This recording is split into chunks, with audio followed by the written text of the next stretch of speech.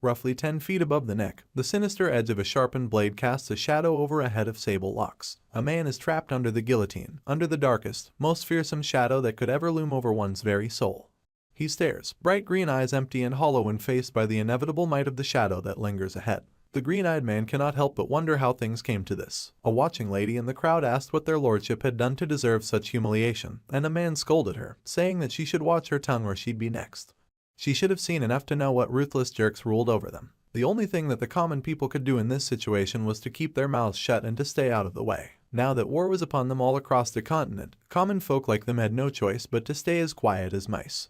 Ravens and crows caught above the guillotine as many gathered to watch the eventual execution. It was a time of war and strife. Once the embers of bloodshed took hold of the entire eastern continent, the deadly conflagration simply refused to subside, leading to the hallowed noble house of Marbas to fall as the latest victim of this hellish conflict. The last heir stood kneeling before the people, trapped in the execution device as he waited for his death to come. So, fate exacts its heavy toll. The strong do as they wish while the weak steal to survive. Unlike the strong, the weak had to risk their lives with each passing day, hoping that they would not end up food for the birds. Unlike the strong, the weak had to dance with death itself in the end, one way or another. The gates of hell were the only place that the weak could await the sweet release of their demise. This was the infernal hellscape to which the continent had been reduced. The Lord of House Sylvester, a rival clan to House Marbas, Count Alan de Sylvester, sat with a cocky, disgusting grin on his face as he regarded his victory. The man called for the show to commence and murmuring rang through the crowd.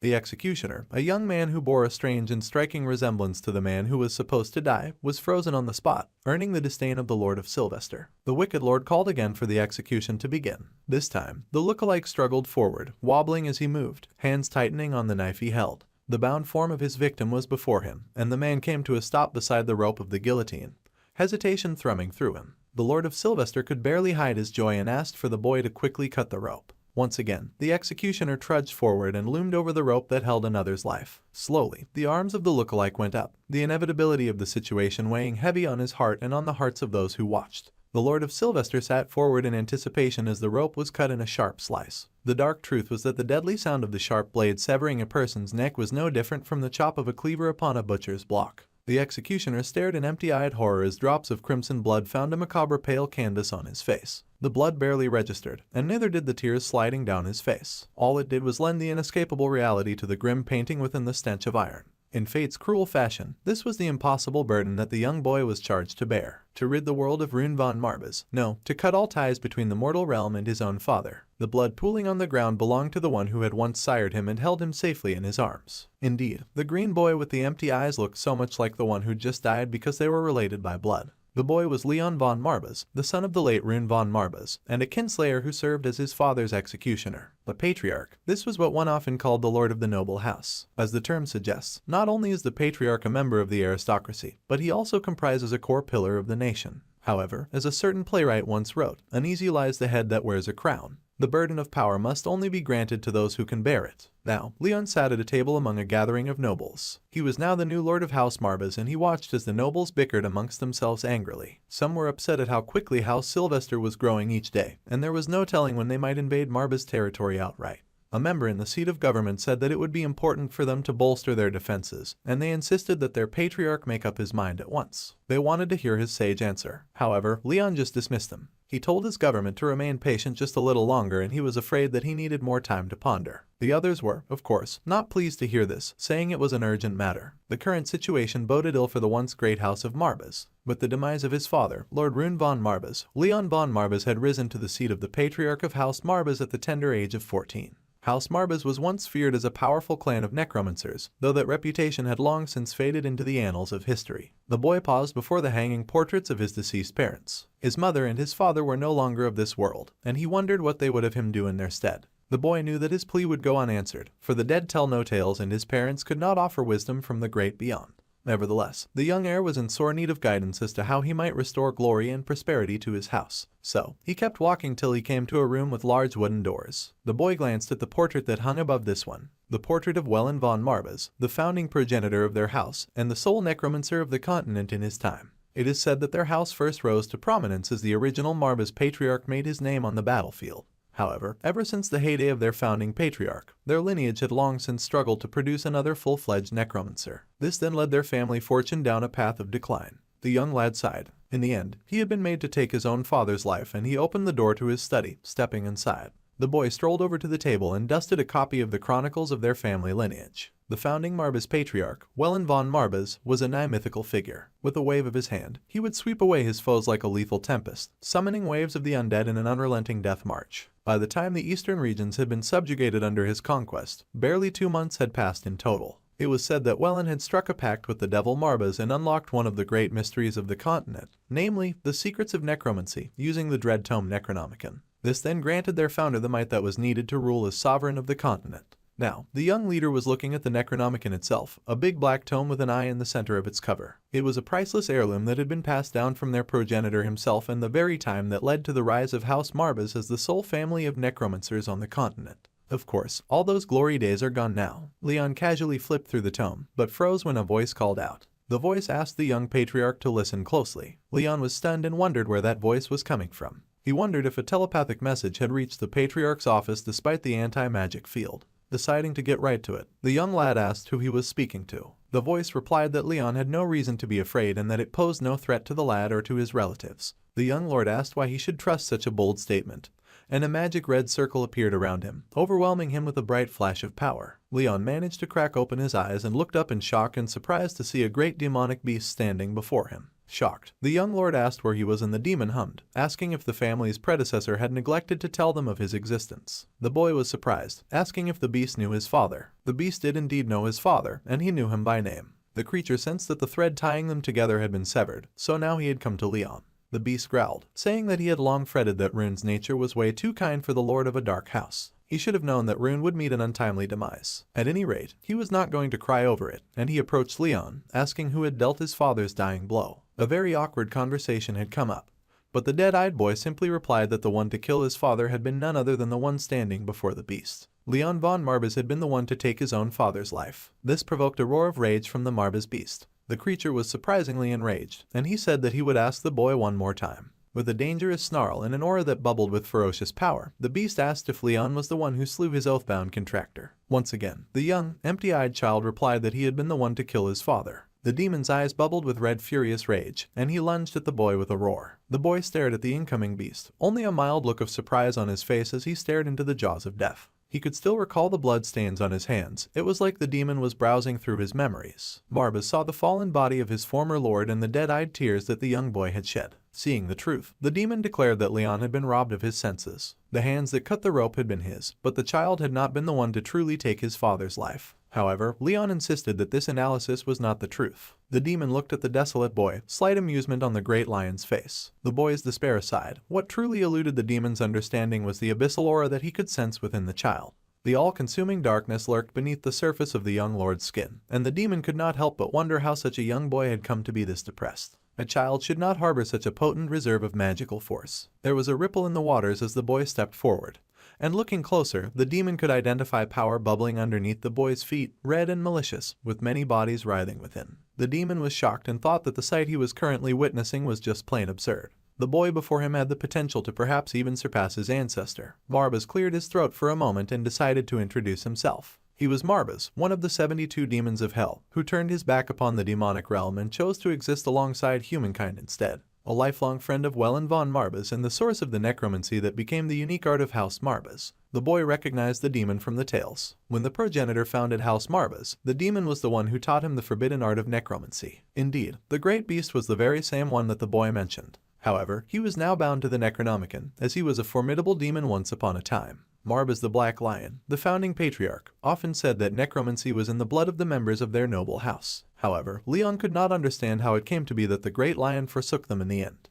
The boy's eyes burned with silent anger, and the demon was confused by his accusation. The lion asked why the boy would harbor such a notion, so Leon explained. Ever since the time of their progenitor, Lord Wellen, House Marbas has not been able to produce a necromancer of his caliber. This was certainly a sign then that the lion of their family had abandoned them. The lion listened to the boy's words, paying rapid attention, and then he decided to make one thing clear. The reason why the noble family had been unable to wield the true might of a necromancer was that they were too weak to offer a fitting vessel. The boy was confused and asked more about this vessel thing. Not a single member of the House of Marbas could hold a candle to the sheer talent that Wellen possessed. This was but an omen of their bloodline's decline. Leon was silent as he considered this answer to his question. Then, he decided to take the lion's word for it, and the demon acknowledged that the boy was quick to accept the truth. Of course, for the weak to suffer defeat in times of war was merely an unchanging law of the universe. The lion wondered aloud if this was how the boy had come to terms with the death of his father. The boy said that it made no difference. In all honesty, there was nothing special about his father's passing, and that said, unless the demon had completely turned his back on their house, the boy had a favor to ask of the Lord Marbas. The great lion was curious about this favor, and he decided that he would do no such thing. A favor was an act of kindness in which one possibly stands to make a loss. The boy would refer to any dealings with a demon as a pact or a deal. So, the young patriarch accepted a pact for the power of necromancy. The two locked eyes and Leon asked if it was within the lion's means to grant that power to him. The great demon scoffed with his head in the air, saying that a mere boy had no business questioning his means. Besides, he wondered what exactly he had seen of the boy to make him bestow him with his power. Did the boy really believe that he had the potential worthy to wield his powerful necromancy? Without missing a beat, the boy said that he did have the potential, and had he been some talentless peon, he would never have been permitted to exchange words with such a lofty demon after all. It was said that ordinary folk needed only to simply converse with a demon before they were robbed of all mana, suffered hallucinations, and ultimately lost their lives once the demon was done with them. Considering that the boy remained standing for now, it could only mean that he was worth at least trying out. He would have some modicum of potential. The beast could not fault the young lad's logic, as he himself could see that the boy had talent and grit. Well, Marbas said that any request of a demon would be a pact, and it was important to remember that. The boy said that it was not foolish to believe that he may have something to offer in return. The demon stared at the boy for a moment before he just burst out into mad laughter. There was no way this child could possibly offer anything of significance to the great beast. However, he was amused by the offer. Intrigued, the lion said that he would make a pact with the young lord of the Necromancer's bloodline. Then, Leon asked what price the demon would demand of him, and the great beast grinned maliciously. With a wicked smile, Marbas made it known that his price would be every facet of Leon's being. The empty-eyed lord stared long and hard at his family heirloom, and smiled just as wickedly as he said that this was a relief to hear, for he would gladly surrender every part of his meager existence. It was a great relief to hear, as Leon would happily surrender every part of this meager existence, and the lion flinched for a moment to see such a wicked smile on such a young lad. Meanwhile, back in the council room, the nobles were gathered and they sat in silence. Finally, the old man spoke up, saying that as most of the gentlemen were aware, their current patriarch, Leon von Marbas, commanded very little authority to make decisions of grave import that affected the entire house. Though dressed well, the old man had clearly brought some gutter behavior in with him through the door, and he asked if the other members of the Marbas council were in agreement.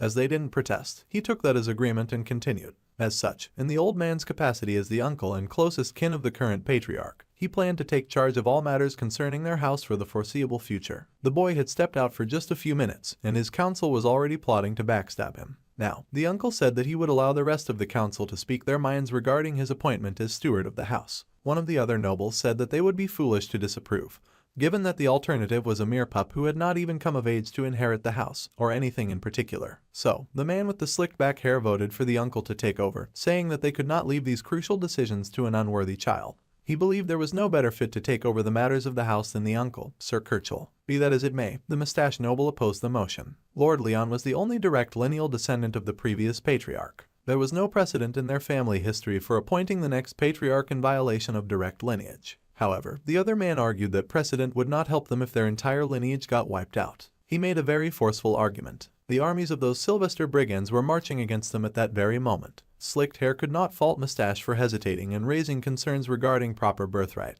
and whatnot, but they had to know that voting against the uncle was choosing to perish with the clueless young lordling. Slicked Hair, on the other hand, would tend to his own survival first. Mustache slammed his hand on the table, accusing the other noble of speaking out of turn. Every last one of them was granted a place at this table by the grace of the late lord. They owed it to him and to this house to fight to the very last, not bicker like a bunch of jackals. Even if the sitting patriarch was yet to gather his own faction, Mustache would not stand by and watch his uncle usurp his rightful place as heir. The uncle was a wicked, domineering presence, almost as leery and as unforgivable as the man who'd killed the late lord, and Mustache hoped for guidance from Rune's spirit. It was very unfortunate that their good lord had left them in the clutches of this shameless vulture. The uncle chuckled, saying that it was a bold yet amusing opinion indeed. Leon von Marbas, their current patriarch, had at least one loyal vassal, it seemed. Mustache asked the uncle to speak plainly, as he had no time for games. As loyal as Mustache may be, he lacked any kind of shrewdness that seemed to be required in politics. The uncle, on the other hand, had way too much shrewdness, and he could see that the matter was already a done deal. No other noble at the table had opposed the situation, and Mustache stood with worry on his face. Pullen, his name was, and he was a dear old fellow, so the uncle told the man to take his sage counsel and to let the matter drop. After all, the uncle had gathered them all today, and it was not because he had any regard for Pullen's opinions whatsoever. The mustache man would not be bullied, and he cursed, realizing that this situation was by the wicked uncle's design. Herschel told the plump man to consider his next words carefully for the sake of his family, if nothing else. The mustache man stiffened as he was reminded that they had all gathered for one purpose alone, to make an unsavory choice that would nonetheless be the least of all evils for the house. The plump had no need to stand in the way of their survival, and all they asked was for him to let their wisdom take its course. The mustache man was beginning to realize that he was merely a pawn in the uncle's game from the very beginning. The man begged the old lord's spirit to forgive and have mercy on a pitiful vassal who failed to protect his legacy. While all this was going on, Leon was busy gaining some fancy new demonic powers. He stood before the great demon Marbas, and the lion hummed, noting that all was well, except for one thing. With the change in the subject of the pact, the true extent of the lion's power had been curtailed. As soft and naive as his father Rune was, as Marba's contractor, the man had possessed a far greater mana reserve than his son had currently. Come to think of it, the boy did seem to recall that any demon who made a pact with a human had to draw magic energy from their contractor to replenish their own reserve. The boy then wanted to know what he had to do in that regard, and he wanted to get the process done sooner rather than later. The great lion mentioned that there was precious little that the boy could do as he was now. However, they ought to be sparring with his mana for now. With a snap of his fingers, the big book opened, and the great lion took on a more manageable form to work with the amount of mana that the boy currently had. He now appeared much like the world's fluffiest black kitten. This form should be less burdensome to maintain. Leon was not discouraged, and he figured that this made sense. The creature was certainly adorable enough to pass as a pet. The boy barely got far with his compliment before Marba's demon shadow burned with his true form, as he threatened the boy to never dare call him adorable again. He might be small now, but he swore to make a maze of bite and claw marks all over his contractor's face. Leon was not very deterred by that threat, but for the sake of getting what he wanted, he went with it. The fluffy kitten huffed, saying that now that they were in accord, it was time for them to depart. The boy was surprised and asked where they would be going. Obviously, the young lord wished to obtain strength that would rival even his progenitor, and he did remember asking for that. If he was to stand any chance of ascending to the same heights that he did, then what better way to follow in his footsteps than to literally retrace his footsteps? It sounded good enough to the young lord, so it was time for them to journey to the hidden shrine of his progenitor. He was completely oblivious to his noble seat getting snatched right from under him. The perils of the journey they were about to take could claim his life, and Marbas asked if Leon still wanted to proceed. Of course he did. The boy couldn't care less about staying alive, and he did not get why his resolve kept getting questioned.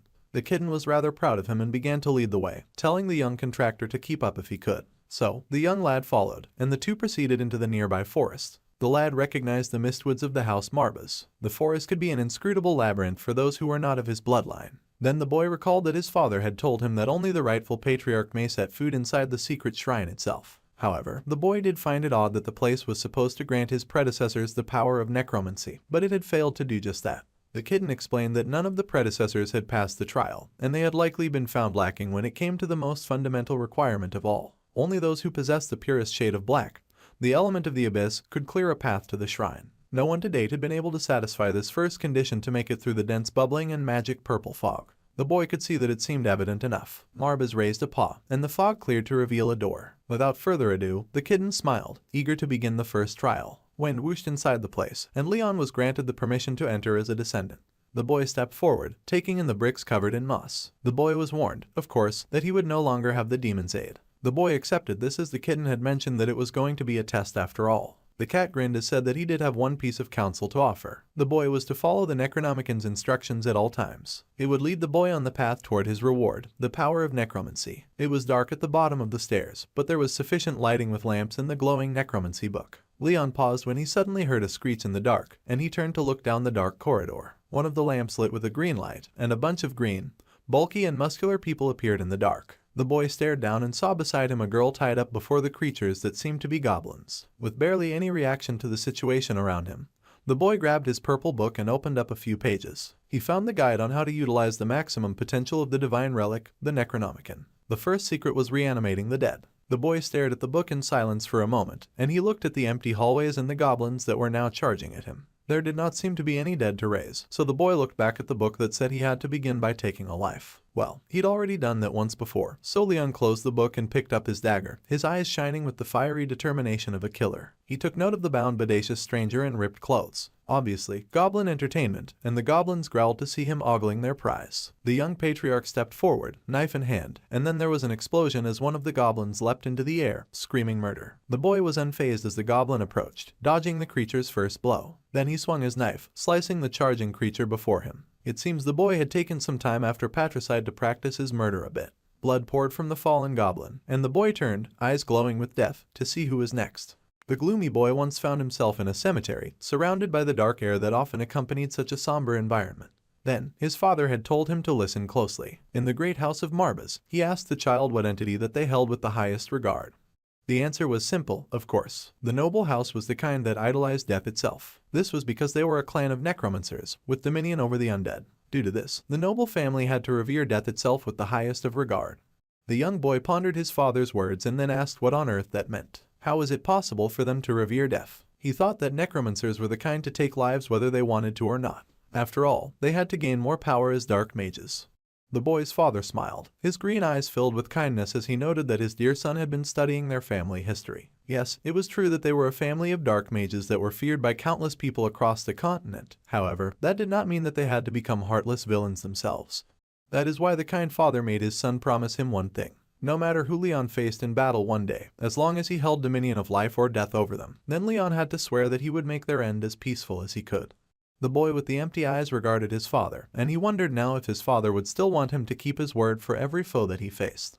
Now, the boy faced goblins in a dark underground passageway, their shameless lust apparent in the woman that they held captive. Without hesitation, the young noble had cut down one of their numbers and he stared emptily as he was surrounded by the next challengers. His foes held no mourning for their fallen comrade, wicked grins stretching out on their sick and twisted lips, each sure that they could best the young boy. The fallen goblin bled red at the young lad's feet, and he had to ensure to aim for the cervical vertebra with deadly precision. He would kill them with one strike, keeping the promise that he made to his father. There was no better way to dispatch an enemy with as little pain as possible. The little Marbas watched the young noble, noting that it did not seem as though Leon had had much practice with a sword. Yet, the boy had struck the vertebra with pinpoint accuracy. It was amazing to watch the young lad fight.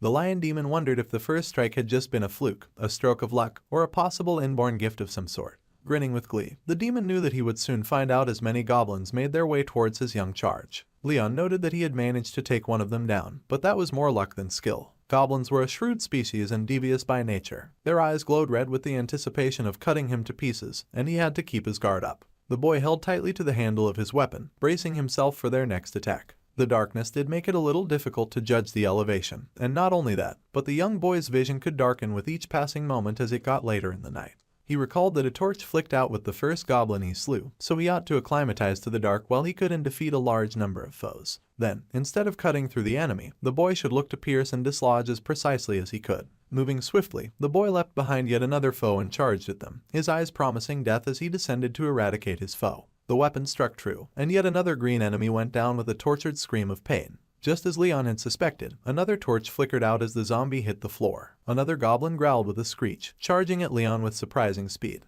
However, the Marbas noble was ready for him and he swooshed around just in time, dodging out of the way when the goblin brought its weapon down. Two had come at him from different sides, and they met each other in the middle in vicious combat. Taking advantage of their distraction, Leon dispatched yet another goblin, slicing quickly through its throat, and yet another light went out. The boy's eyes were growing used to the dark, so he should be able to see well enough even if more torches went out. It was quite unfortunate, though, that his dagger was starting to suffer damage from his clashes with the vicious beasts. He could not expect the blade to hold up for long. After all, it was just a ceremonial blade. Suddenly, a shriek pulled the boy out of his musings. Yet another goblin came at him, weapon raised, with murder glinting in its eyes. The boy raised his defense immediately, slashing at the creature in a smooth strike that made contact with the evil creature's face. Unfortunately, the cut he made was much too shallow this time, barely more than a ridiculously small scratch. The lion demon was shocked to see Leon abandon his weapon, and the boy raced ahead as he managed to dodge his enemy's strike. The boy's eyes glinted a calculated green, and Marbas stared, impressed and excited.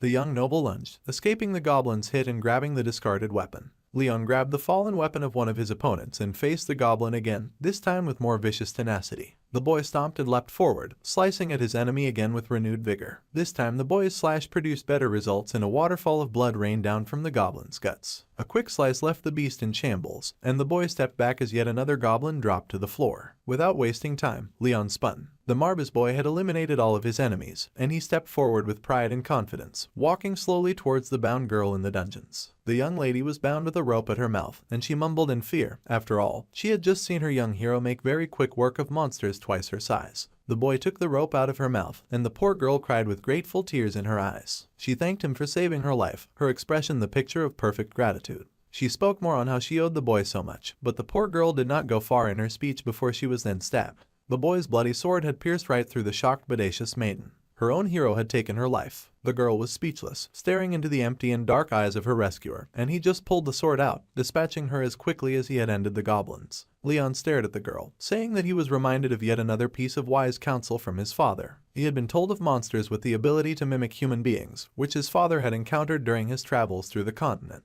This was why it was so easy for him now to end the lady before him, and she fell with a guttural monstrous cry. The monster now revealed herself, growling with claws drawn as she regarded her enemy. The boy's father had also told him to never forget that those who deceived and exploited the trust of others did not deserve peaceful ends. Those kinds of people had to feel the exact same fear and despair that they pushed their victims through. And to that end, Leon's eyes beamed with dark green unfiltered malice as he thought that the demon girl could do with a little lesson in suffering. He felt she should agree. Her screams echoed through the dungeon as he got busy with her, and finally the last torch went out. There was dancing, ladies in beautiful red dresses, charming the audience with their great moves. The banquet hall was packed with drinks and cups, with Leon's uncle at the center of it all, laughing it up in glee because his evil plans were finally coming into fruition. It would not be long before the accursed house was firmly within his grasp, and he celebrated by having his arm in very suggestive positions around two babes. The babes encouraged drunkenness and partying since they wanted his money anyway. A distinguished gentleman like him had to be the head of the household over a baby-faced boy. That made so much more sense after all. The other lady agreed, saying that Sir Kirchel was nothing short of incredible. She never could have imagined that he would use the Sylvesters to get his way. That evil backstabbing cretin had cut a deal with the enemy house to rise to the top. The girls cooked and fed the man's ego, saying that it took a real man to be a backstabbing jerk. The man laughed, buying the flattery, saying that he had to bow and scrape to the Sylvester scum. However, he never had to worry about that anymore, and he happily gulped down a jug full of wine. Bowing and scraping was by far the lesser of two evils when compared to his nephew, whom he called a wet whelp. The man was sure that his nephew would drag House Marbas down a path to extinction. Indeed, it would be 100 times more preferable if he took power instead. After all, who was there who could deny that the man had played this game flawlessly, and he had won? The wicked creature laughed darkly, and all those around him laughed as well, especially that slick-back moron that agreed with him in the first place. Speaking of Slick Hair, he wanted to know what happened to Leon. The boy had wandered off, and Slick Hair wanted to know the plan for disposing of the young patriarch. The people of the estate were deeply loyal to the boy's father, so it would be a little difficult to get rid of the little brat. However, the uncle was mostly unbothered, and he felt that matters did not need to get complicated at all. Smirking wickedly, the old man revealed his plan, saying that the boy's demise would be justified after the fact. After all, dead men tell no tales, and neither do their sons. Slick Hair thought this was well said, and he supposed that the last time anyone heard from the dead was centuries ago when the founding Marbas patriarch had wielded the power of necromancy. More drink was poured, golden and beautiful as the men continued to laugh and celebrate their wickedness. They made a toast to their next and rightful patriarch of the Marbas house, Sir Kirchel. There was laughter and heavy levels of mad drunkenness. The enjoyment went on with the girls dancing suggestively in the background as the wicked men giggled with their girls by their side. Meanwhile, back in a very important house, the patriarch of House Sylvester wanted to be sure that his plan to subjugate House Marbas was progressing as planned. His associates, of course, gave him the relief that he wanted to hear. The Grey Eminence, Kirchel von Marbas, was essentially nothing more than a pawn in their employ. They only needed to wait for the official approval for all-out warfare from the imperial household. The wicked man smirked, laughing at the incorrigible fools that were playing into his hands. They were rather dim to presume that the Sylvester patriarch would hold off on the second course of war as if it had not been long since the first. It created a rather convenient opening for the wicked blonde man. Of course, none of this would have been possible without the Lord's remarkable strategic foresight. The Lord of Sylvester took note of the files that they had no Kirchel. To think that the centuries-long history of House Marbas would come to an end at the hands of some short-sighted dunce of a traitor. It was truly pitiful. Still, the Sylvester noble smiled as he dreamed of the night of delights. He told his men to hasten their preparation at once. Nothing would get in the way of his perfect victory. First, he killed the father, and now the man eagerly looked forward to delighting in the death of the son. The wicked man could scarcely wait to hear the sweet sound of their cries of peril. Meanwhile, the son in question had just successfully eliminated the last of the monsters that he found within the underground. His blade spilled blood on the floor as he pulled it from the body of his latest victim, and those green eyes adjusted to the pitch darkness that now surrounded him with the torches snuffed out. The girl seemed to be the last of the monsters in there. Suddenly, there was a bright flash of light and the entire underground area instantly became illuminated. The boy stared at the fire that now crackled and popped in its stand, and he ran his fingers through his hair in part exhaustion and part awe. Marbas thought that the young lad was incredible. The kitten pounced with joy as he was yet to meet such a deranged contractor in all of his existence. The demon found absolute delight in how insane Leon was turning out to be. The boy was shocked and found himself knocked right into a pool of blood, losing his weapon and everything, as he did not want to hurt Marbas. The happy demon felt like his new charge surely possessed enough grit to survive in a camp full of orcs since he was so good at keeping his wits about him. Tiny paw pads happily kneaded Leon's face, and the boy just stared emptily as usual, probably wishing that he was not sloshing about in blood. Marbas continued to laugh and praise him, somehow figuring out the demon in disguise as a human, and how the boy had not hesitated to run it through with a sword. Leon finally rose, saying that he would prefer to avoid any run-ins with orcs if at all possible. Then he gently set down his new kitten on the floor. The boy knew all about how orcs despised humans above all else as a race. That was no matter to the demon, as he wanted to know why Leon had known to suspect that the girl was in cahoots with the rest. The boy fell silent as he considered the answer to that question. It was actually quite simple for him. When all the other torches had gone out, there was still one that stayed lit, which must mean that another monster remained.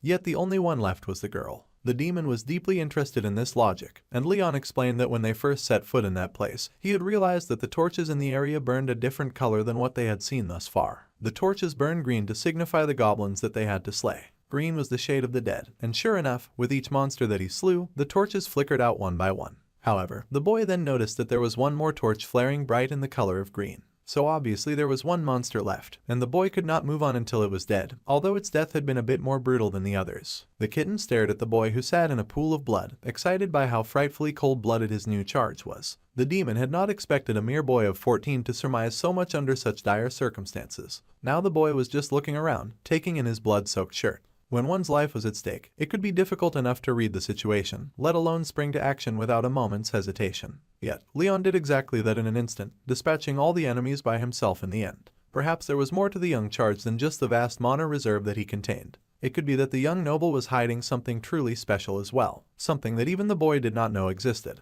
This thought truly fascinated Marbas, and the demon smirked with joy. It was rather entertaining. He could not wait to see what the boy showed him next. Then, Marbas lifted the necromancy book. With Welland's first trial behind him, it was time for them to proceed to the next step in learning necromancy. The book's pages flipped open and then stopped on the next lesson. After taking the life of a living being, it was then time to raise the fallen. The boy stared at the book for a moment, and hummed as he understood that he had to raise the undead. There was a nice selection of corpses for him to use, freshly departed, so the boy smiled rather wickedly, eager to begin. It was time for Leon to raise the undead. The instructions were clear and pretty easy to use in theory. He was just to gaze at the goblins that he killed and then to direct his mana to his eyes to maximize his vision. The boy did just that, mana collecting in his dark green eyes as he stared at the corpses that he made. He would see on each body a threat that linked it to some unknown place, possibly the afterlife or something like that. Sure enough, the young noble turned to the corpses and he saw each string linked to them just like Marbas had explained. In the parlance of necromancers, this thread was apparently called a death line. This was the line that crossed the bounds of death and linked each soul with the thread from this world to the next. So it was apparently the thread of reincarnation. The kitten smiled at how fast his disciple was learning, and he plucked at the strings of death with ease. A necromancer separated the lingering souls of the dead from their bodies to revive their spirits, and then breathed new life into the bodies by combining the souls with the necromancer's own mana. The goblins slowly pushed to their feet as Leon commanded their reanimation as the undead.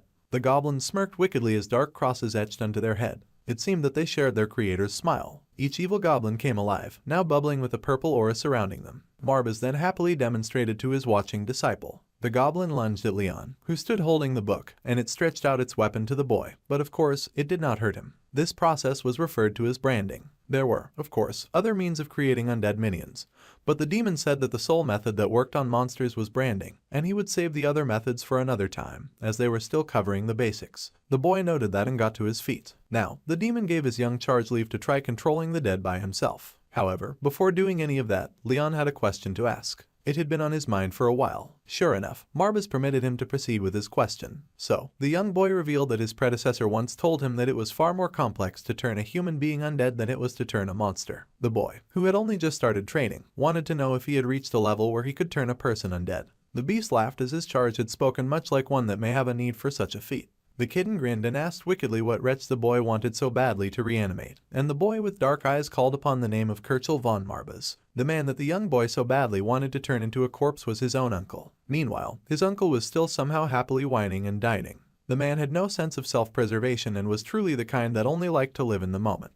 It was rather embarrassing to watch, especially for a man with so many enemies. He sat with his lackeys and wenches, giggling and getting drunk, and the girls in turn squealed and giggled along with the finished man. Kirchel laughed that the late patriarch was a fool, yet his life had been smooth sailing ever since Rune died. This was the life of a man of opportunity, and he laughed as his girls agreed with him. The man was wasted, and his senseless yes-man was all too happy to agree with him. Now all that remained was to take care of the soul heir. Slick-back hair was sure that Sir Kirchel must be feeling the weight lift somewhat from his shoulders, and the man scoffed, saying that murdering the boy hardly presented that much of a problem. Once again, he asked his cronies to raise their glasses and to drink their fill. There were precious few days that were as auspicious as this. Suddenly, they heard a loud noise and paused. The rumbling continued through the building, and a few things snapped as the place began to shake. Karma was coming, and the girl squealed when the chandelier came down. The old man suddenly scowled and became alert, wondering what was happening. This establishment was supposed to be the kind that could be protected by a magical artifact. It should take more than mere wind to shake the whole building.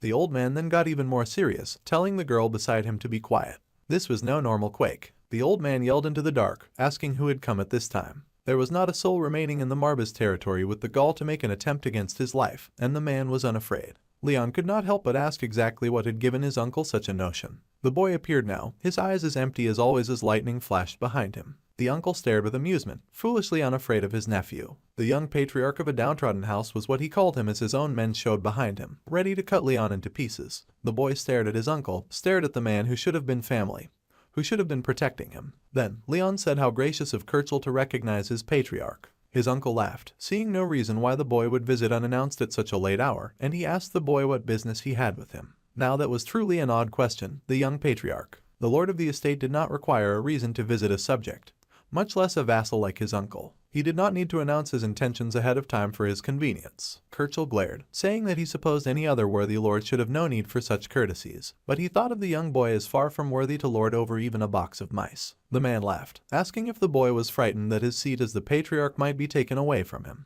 It was entirely too late, and the boy's hapless father was no longer around to keep him safe. The man jeered and mocked and laughed at Leon, who just stared coldly at the old man. Then, Leon pushed aside the curtains that separated them, stepping into the chamber where his uncle sat. The boy said that he was not afraid now that he had the means to keep himself safe. The uncle jeered, asking the boy what his newfound wisdom told him about coming here alone. It was bold of the boy to seek out his uncle as if he had multiple lives. However, the young patriarch did not believe confronting his uncle required any manner of boldness. It was bold of the old man to assume that the young boy had come alone. The uncle now frowned, wondering what his nephew was babbling about. That is when the building rumbled once more, and the uncle looked around in shock and confusion. This was bizarre, and these shakes could not come about from some common magic. The magic that thrummed along the walls and the floors was that of the abyss, and now the old man realized that he knew this sensation, and he recognized this darkness far deeper than any mortal could know. The old man flinched, hoping that it was not what he suspected, that after years of dormancy, his worst nightmare could not possibly come true. However, that was exactly the case, and goblins stumbled into the room.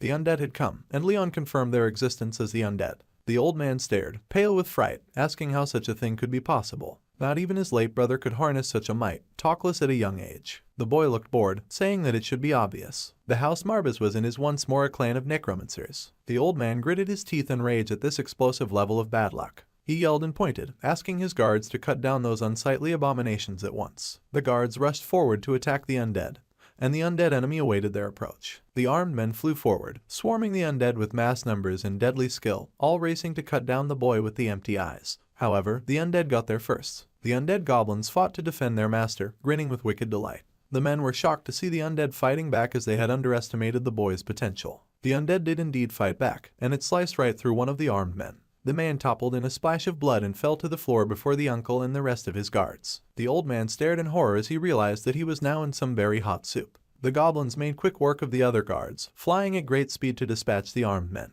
One by one, more guards fell, much to the alarm of the other guards watching, and the uncle called the boy a monster. The guards were sliced and cut down, blood splattering the scene as the old man watched and looked on in abject horror. He could not believe the sight before him, and he felt like something was amiss. The groans of death surrounded him, and blood was splashed throughout the room as the man detected that something terrible was amiss and the situation was completely out of the ordinary.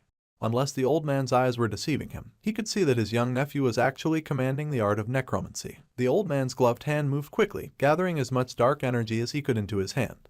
However, he could not fathom how such a thing had happened. The magic hardened into a purple ball in his hand, and the old man prepared to fight back. He called the apparitions a mockery of the founding patriarch's power, but his nephew did not care, saying that it was not odd for the patriarch of House Marbas to have the ability to command the undead. The old man roared that the situation was preposterous. Necromancy was a long-lost art, buried in the annals of history. Not even the boy's father could make use of it in life. There was no way that the uncle would accept that a useless brat like him would be any different and actually be able to use necromancy. The old man refused to entertain the boy's nonsense. The young lad was still unbothered, and said that if his uncle really found that so hard to believe, then he had no choice but to prove his abilities. His already dark eyes became even darker and menacing. However, Leon warned his uncle that he would not like the results of that choice at all. The goblins in the area grew even more menacing. Their wicked smiles were wide, and they lumbered forward, advancing towards Kirchel. The goblins then raced ahead, eager to slaughter their prey, and the old man amazingly stood his ground. In an interesting display of courage, the man really thought that he could easily fight the goblin warriors that had appeared before him.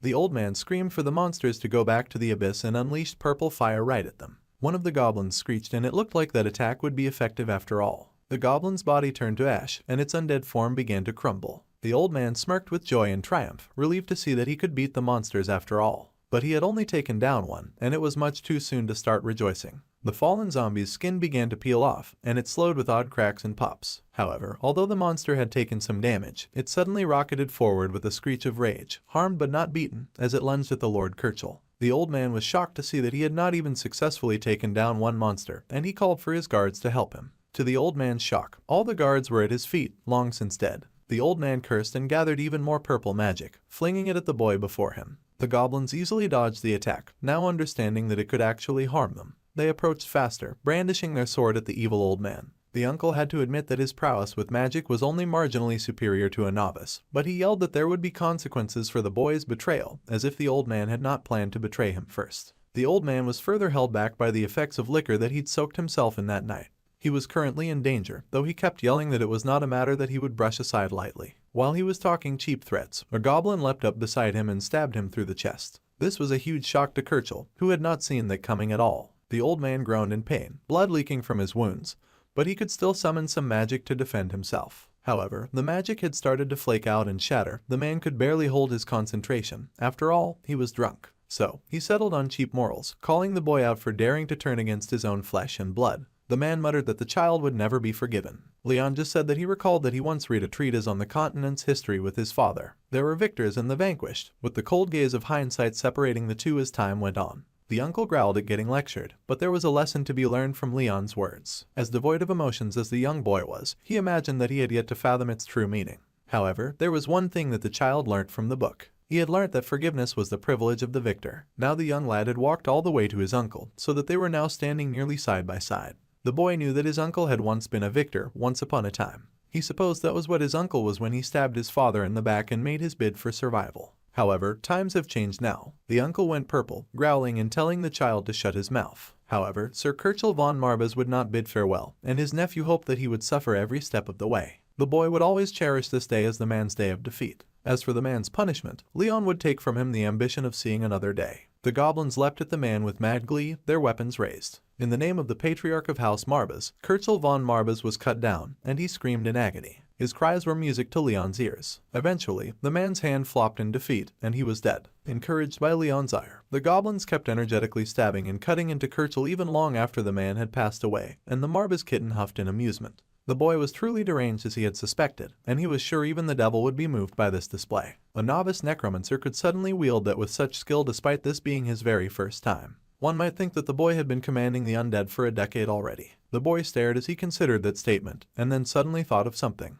His face back to malicious glee. He had just come up with a rather amusing idea. An idea that probably only he found amusing, and the Marbas kitten wondered what this terrifying idea might be. The next day, a board meeting was called and all the nobles were present. Well, almost all of them. They were surprised that another meeting of the council had been called so soon, and they asked if anyone knew why Sir Kirchel had summoned them once again. Most of the gathered nobles were clueless and had simply come because they'd been called. It seemed that his little sidekick on the council was yet to arrive as well, so they decided to be patient a little longer. Still, another noble worried that an urgent meeting of the council was no laughing matter. His hands shook, wondering if there was news that House Sylvester meant to break the peace treaty and strike while they were in disarray. This was worrisome news, but another noble said that they would not encourage paranoia within their ranks. The man hardly thought that they would be so brash as to break an agreement between two great houses. Besides, the resumption of war would require an official approval from His Majesty himself. The man supposed that the other noble was right, and in any case, they had to stay put and wait for the council head to return. All their doubts would be cleared as soon as Sir Kirchel became the head of their household. Suddenly, there was the sound of footsteps and the creak of the door opening.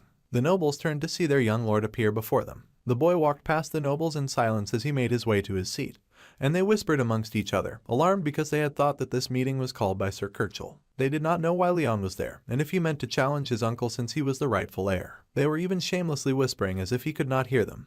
But even they knew that the cruel old man had no regard for such formalities. However, the nobles could not figure out why the boy was here. Suddenly, Leon glanced at all the men before him, and he asked if they had expected to see his uncle instead. Unfortunately, his uncle would not be joining them for this meeting. To put it more clearly, his uncle would be permanently unable to attend. This made the other nobles rather nervous, and they asked the young lord to clarify. He happily did so, taking his seat as he informed the other nobles that his uncle was dead. They stared at the young boy, horror in their eyes, and he confirmed his words, adding that he had even been the one to put an end to the wicked old man. Now, if that answered their question, he asked if anyone had something to say. Maybe some of them would be interested in joining his uncle.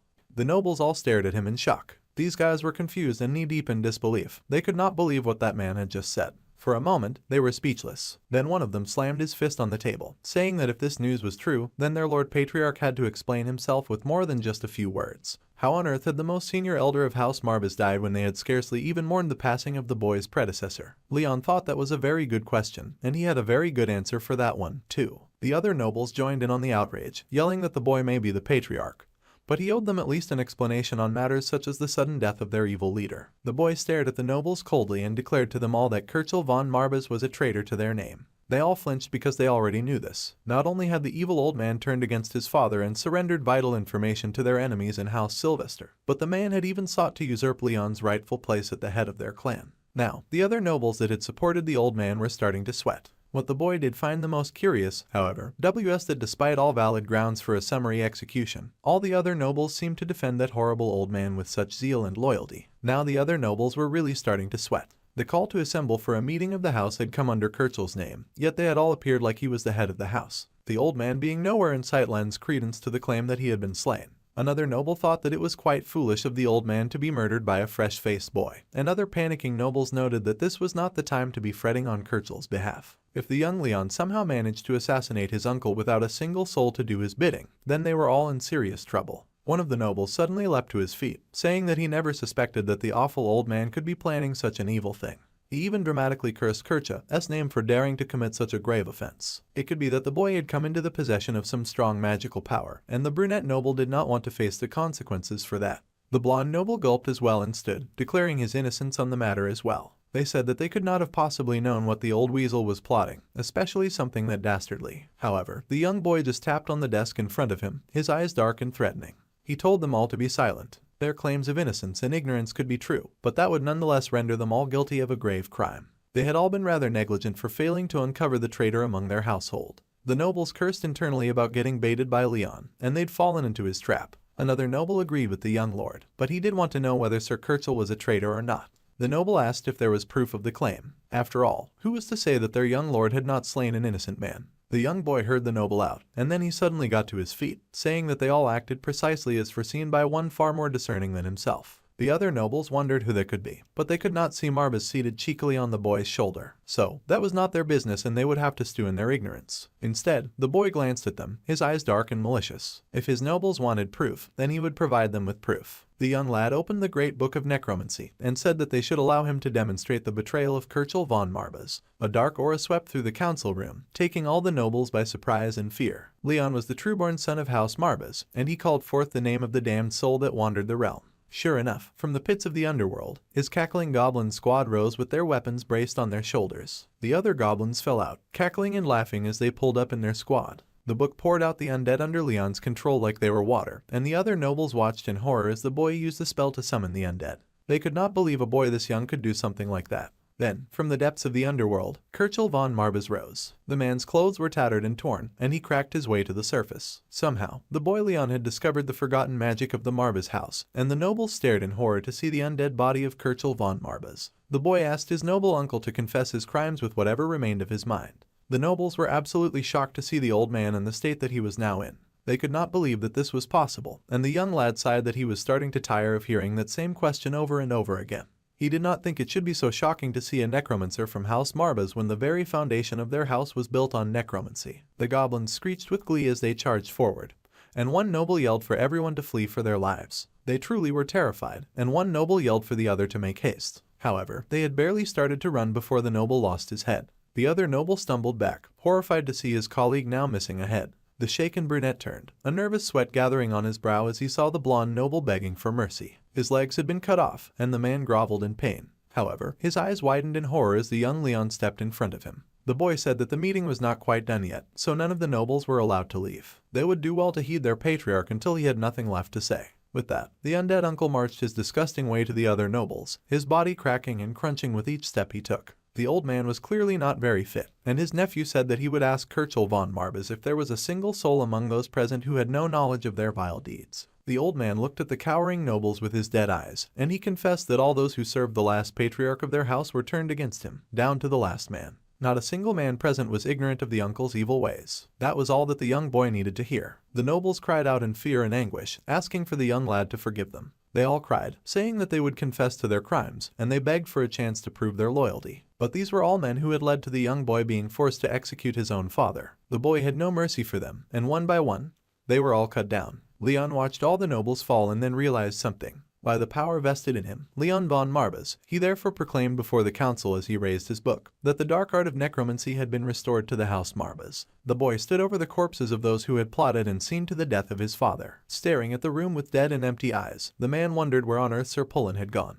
A shaky brunette popped up from the back and explained that the noble Sir Pullen had been cast into the dungeons below on the charge of sedition. So, the dark-haired boy asked the servant to lead the way. The shaky man hopped right to fulfilling his lord's wishes without any hesitation, as he was in no hurry to join the others on the chopping block. The dark-haired boy halted when he came before the door, recalling something. Then he said that the rest may choose to flee if it pleases them. The other maids and servants cowered on the floor, in shock at the slaughter that they had just beheld. The young Lord of Marbas warned that he could not be held accountable for what would happen next if they chose to stay. For all of their sakes, he would trust that they would make the prudent choice. With that, the boy left the meeting room, leaving the servants and guards in shocked and terrified silence. Meanwhile, a door creaked open as someone appeared before the Lord of Sylvester. The man greeted his Lord Patriarch before announcing that a letter had just arrived for the man.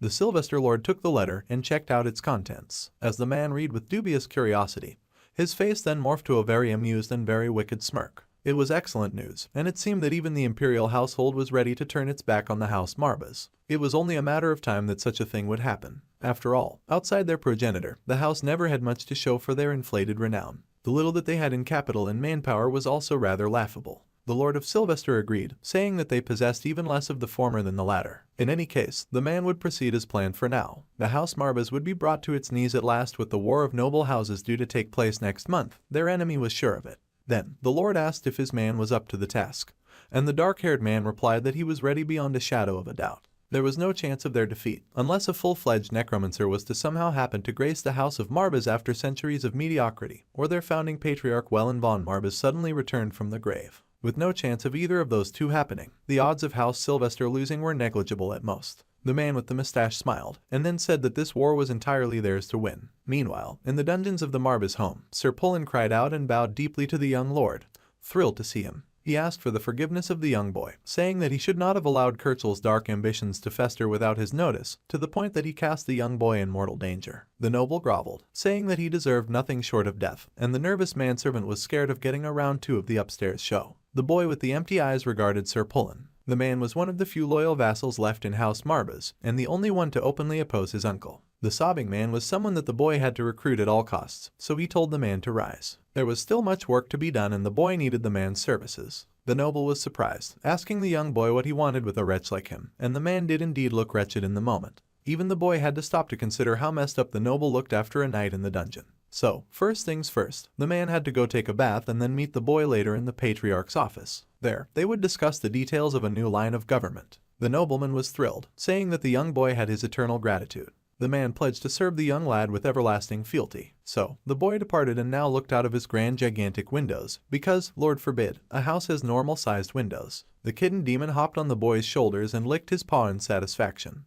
He then asked what the boy would do next now that he had achieved a decent amount of vengeance. Even the young Marba's lord had to ponder that for a bit. The choice was Leon's and they took some time to ponder a bit more. After a bath, Sir Pullen pulled up, and the man flinched, saying that he thought it was quite perilous to make contact with the Sylvesters while impersonating Kirchhoff. It would take an extraordinary performance to feign the man's demeanor convincingly, as he was a very nasty man. Leon already had an idea on how to go about that with a swoosh. He summoned a rather odd-looking demon. It was a monster that began to blend its face as it appeared, taking on the body of his uncle, a rather fearfully convincing appearance. The demon uncle loomed over Sir Pullen quite menacingly, and the man could not help but acknowledge that it was a rather convincing and terrifying appearance, an unholy miracle. The mustache man wondered how the Lord Patriarch could be so nonchalant about the entire affair of being able to raise the undead. What was more, the boy had even made an undead minion of his own uncle. The vassal had been as much as the other vassals, but the boy truly was beyond comparison. Sir Pullen cried tears of joy, beaming that the boy had somehow mastered the art of necromancy. He was like a proud father, and the young lad agreed that he had indeed learnt the art of necromancy. In House Marba's heyday, the young Leon could have laid claim to all that he desired as a true necromancer. It was so cruel that their house had been so unfortunate over the years. The mustache vassal cleared his throat, saying that, naturally, commanding Kirchhoff in his undead form might allow the boy to fool House Sylvester for a time, but they would eventually see through the ruse sooner or later. The undead had no way to recreate handwriting, behavior, or even a manner of speech, and this would be difficult when they confronted people who knew Kirchhoff well.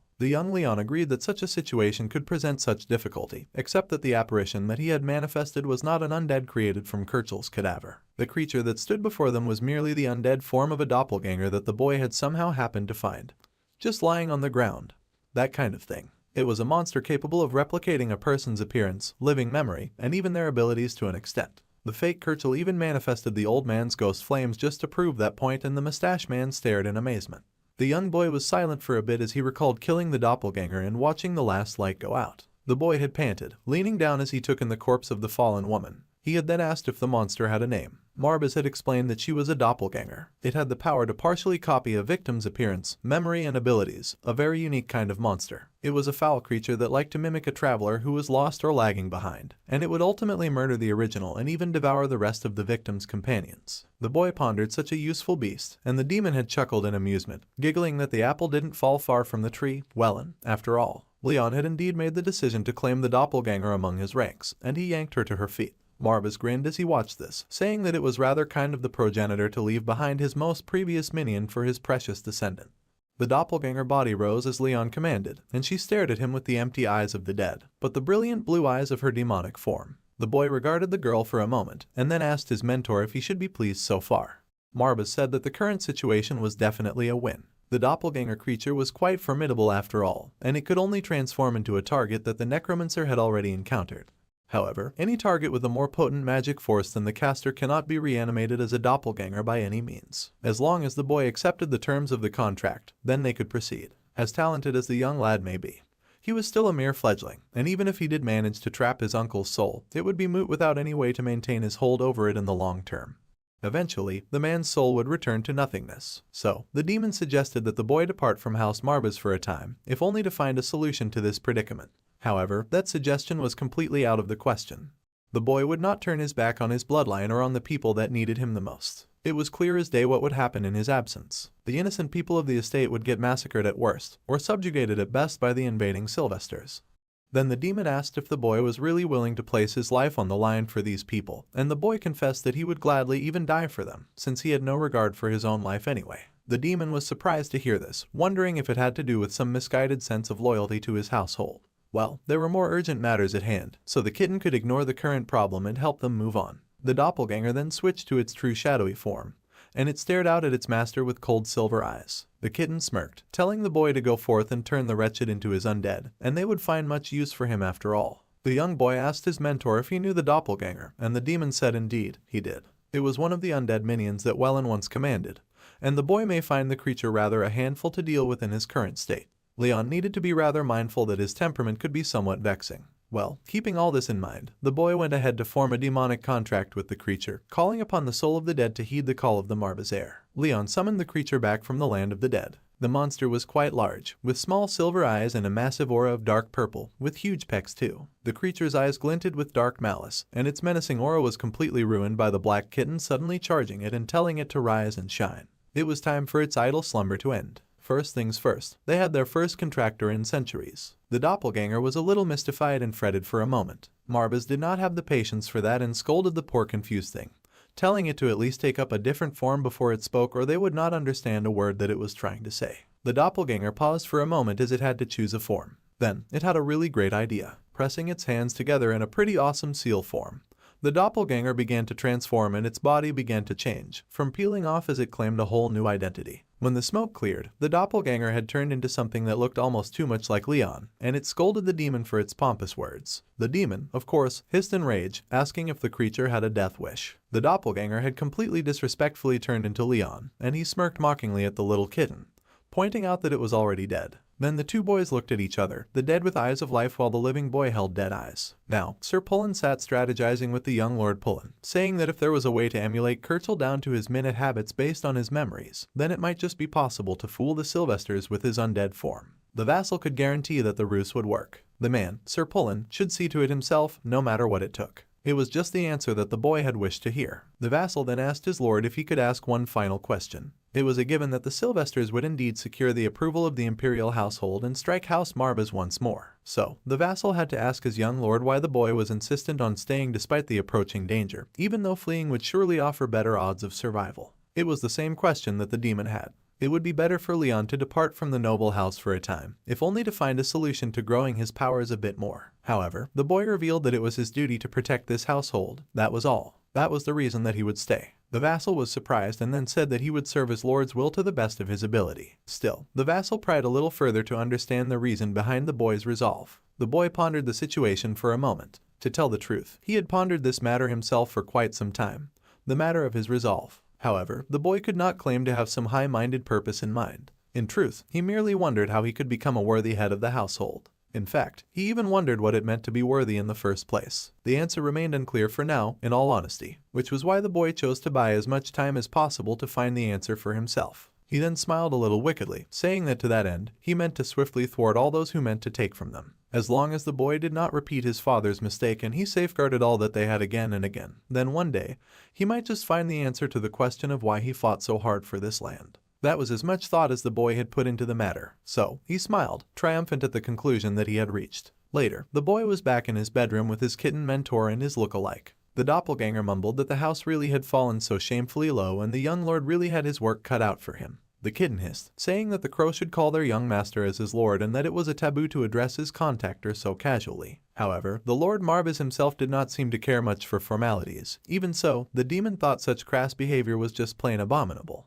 Then, the kitten cleared his throat as he noted that their young lord seemed rather insensitive to social cues. The young lord admitted that this was the case. The demon had a hunch that this would be the situation, and he hopped off the bed. In any case, the crow, also known as the doppelganger, was one of Welland's treasured familiars. In other words, the crow was left to Leon as part of his inheritance. The crow was a loyal servant and an assassin in the service of his ancestor. The boy thought about that and he could see how the ability to shapeshift into any target would be rather handy as an assassin. The crow was really good at killing, and that offered a lot of use to a contractor, unlike a mangy cat with ego problems. It seemed these two did not get along much despite having the same master a few centuries ago. The lion hissed in anger, refuting the cat's claims, and he threatened to send the crow back to the abyss for his insolence. Well, in all seriousness, the Lord of Marbas agreed that he did have need for the shapeshifter's abilities. The crow and the cat had started fighting, but Leon ignored them and asked the crow if he could take up the guise of his late uncle Kurtzl. Such a thing was a piece of snake, according to the crow, though the correct term was a piece of cake as Marbas pointed out. The crow thought that information was not important and that no one should waste their time with human confections when delicious snake venom was available. The young Leon decided to each their own, even though the demon did not encourage humoring the doppelganger. Suddenly, there was a knock on the door, and the young lord asked who it was. It was indeed Sir Pullen, and he brought to the lord a letter from the Sylvesters. He had come in haste to deliver it to the young boy.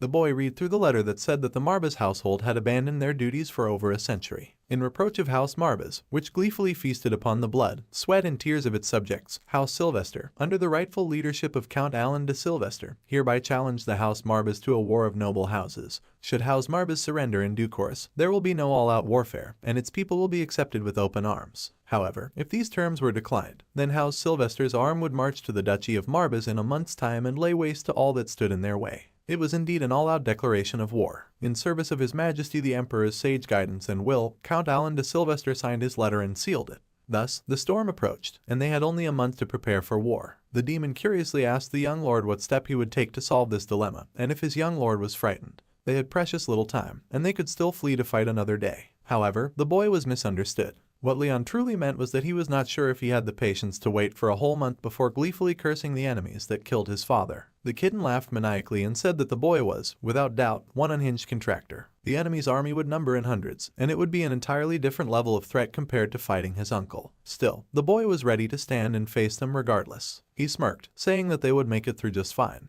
And this time, he would not need to spare any thought for mercy. Instead, he would happily use the undead to snuff out every life in sight. In the town, the people talked excitedly among each other, asking if everyone had heard of the rumors that everyone was talking about. Apparently, Sir Kirchel had disappeared overnight. Many people had indeed heard the rumors, and they feared that this was a dark omen, especially since it had only been a few days since the previous patriarch had passed away. Most of the people hoped that the young lord was doing well after losing both his father and his uncle. The poor lad, they were sure he was heartbroken after losing his close blood relatives. They worried about whether he had the grit to weather the storm ahead. The people, however, had a lot of faith in Lord Rune's boy, and they were sure that he would do just fine. After all, it was not like the Sylvesters would come storming through the gates again anytime soon. The townspeople sure hoped that their positive vibes would keep them safe. Meanwhile, Sir Pullen cleared his throat behind them. He then reminded the good fellows that loose lips tended to sink ships and that they should be very careful about the things they say. The young lad was right behind the older vassal, and the townspeople bowed immediately, apologizing and saying that they were just swapping small talk in their free time. They, of course, offered their condolences to the young lad for the loss of the uncle, as it was a very unsavory business. Losing an uncle was tough enough at the best of times, and they could not begin to fathom the depth of the young lord's suffering. On the contrary, the young lord said that his uncle was just fine and still alive. The man was merely on his sick from a sudden bout of illness. The boy figured it would be best to have the realm believe that his uncle was still alive if their ruse was going to work anyway. That said, the young noble told his people not to fret with a smile on his face. The trick to deceiving the enemies was to first deceive a person's allies. Sir Pullen would then ensure the silence of the surviving house vassals and any witnesses to the incident for the time being. The vassal would happily do as his lord commanded, telling the boy that he could depend on him. On that note, the vassal then asked if there was a purpose behind the young boy's visit to the town center. The vassal could have easily procured anything that the young boy needed. All he had to do was ask. Leon much appreciated the vassal's efforts, but there was something that he needed to see for himself. The kitten finally identified what they were looking for. The kitten sensed a potent magic force within the building that they approached. It loomed ahead of them rather menacingly, and the boy asked Sir Pullen to wait there for his return. The vassal was worried, of course, about the young boy going ahead by himself. The young lord was insistent on this matter, and he was ordering the vassal to seal the door behind him. There was much that they had to prepare for. Not a single soul was allowed to enter or to leave the place that Leon approached. The vassal stood outside with concern as the door creaked open, letting the young lord in. It was a place of blood and death. The windows were splattered with dirt, and a lot of the furniture was in disarray. Inside were a bunch of seemingly innocent people cleaning up the floors and the discarded furniture. Inside, the boy spotted a person with cat ears. Leon asked if that was the person they were looking for, and the kitten said that it was without a doubt. A person with cat ears and short silver-white hair, who exposed a bandaged neck and ribbed abs with a scar on his chest. The creature radiated power and handsomeness, and he knelt with his claws to the ground, cleaning up his blood-stained floor. It was such a pity to let such immense talent go to waste. The kitten smiled and said that he supposed it could not be helped that the young lord's household lacked any vassal with a discerning eye for the gifted. So, the young lord stopped before the beast man and asked for a moment of his time. The boy immediately bowed with his head to the floor, asking his mother for forgiveness. He was afraid there was an altercation in their establishment last night due to some rowdy guests, and they were just trying to clean up. They would be most grateful if he would return to enjoy their services at another time. The slave was just apologizing when some lousy woman came out of nowhere and kicked the poor guy when he was already down. She called him Balter and yelled that he spoke rudely to their lord. The unfortunately beautiful lady then smiled and apologized to the young lord, saying that it was not their intention to let a lowly beast man welcome him to their tavern. Then she turned around and slapped the poor guy again for good measure, an amazing display of both racism and unnecessary violence. She even growled and asked the man if he had any idea who he was talking to. The woman pointed at the great Lord Marbas, and the poor bruised beast man apologized for daring to speak to their lord. He was new to the area, so he did not know. Still, Leon insisted that he would like a moment of his time, ignoring all of the social cues present in the building. The lady beamed and said that she would be delighted to offer the young lord her time.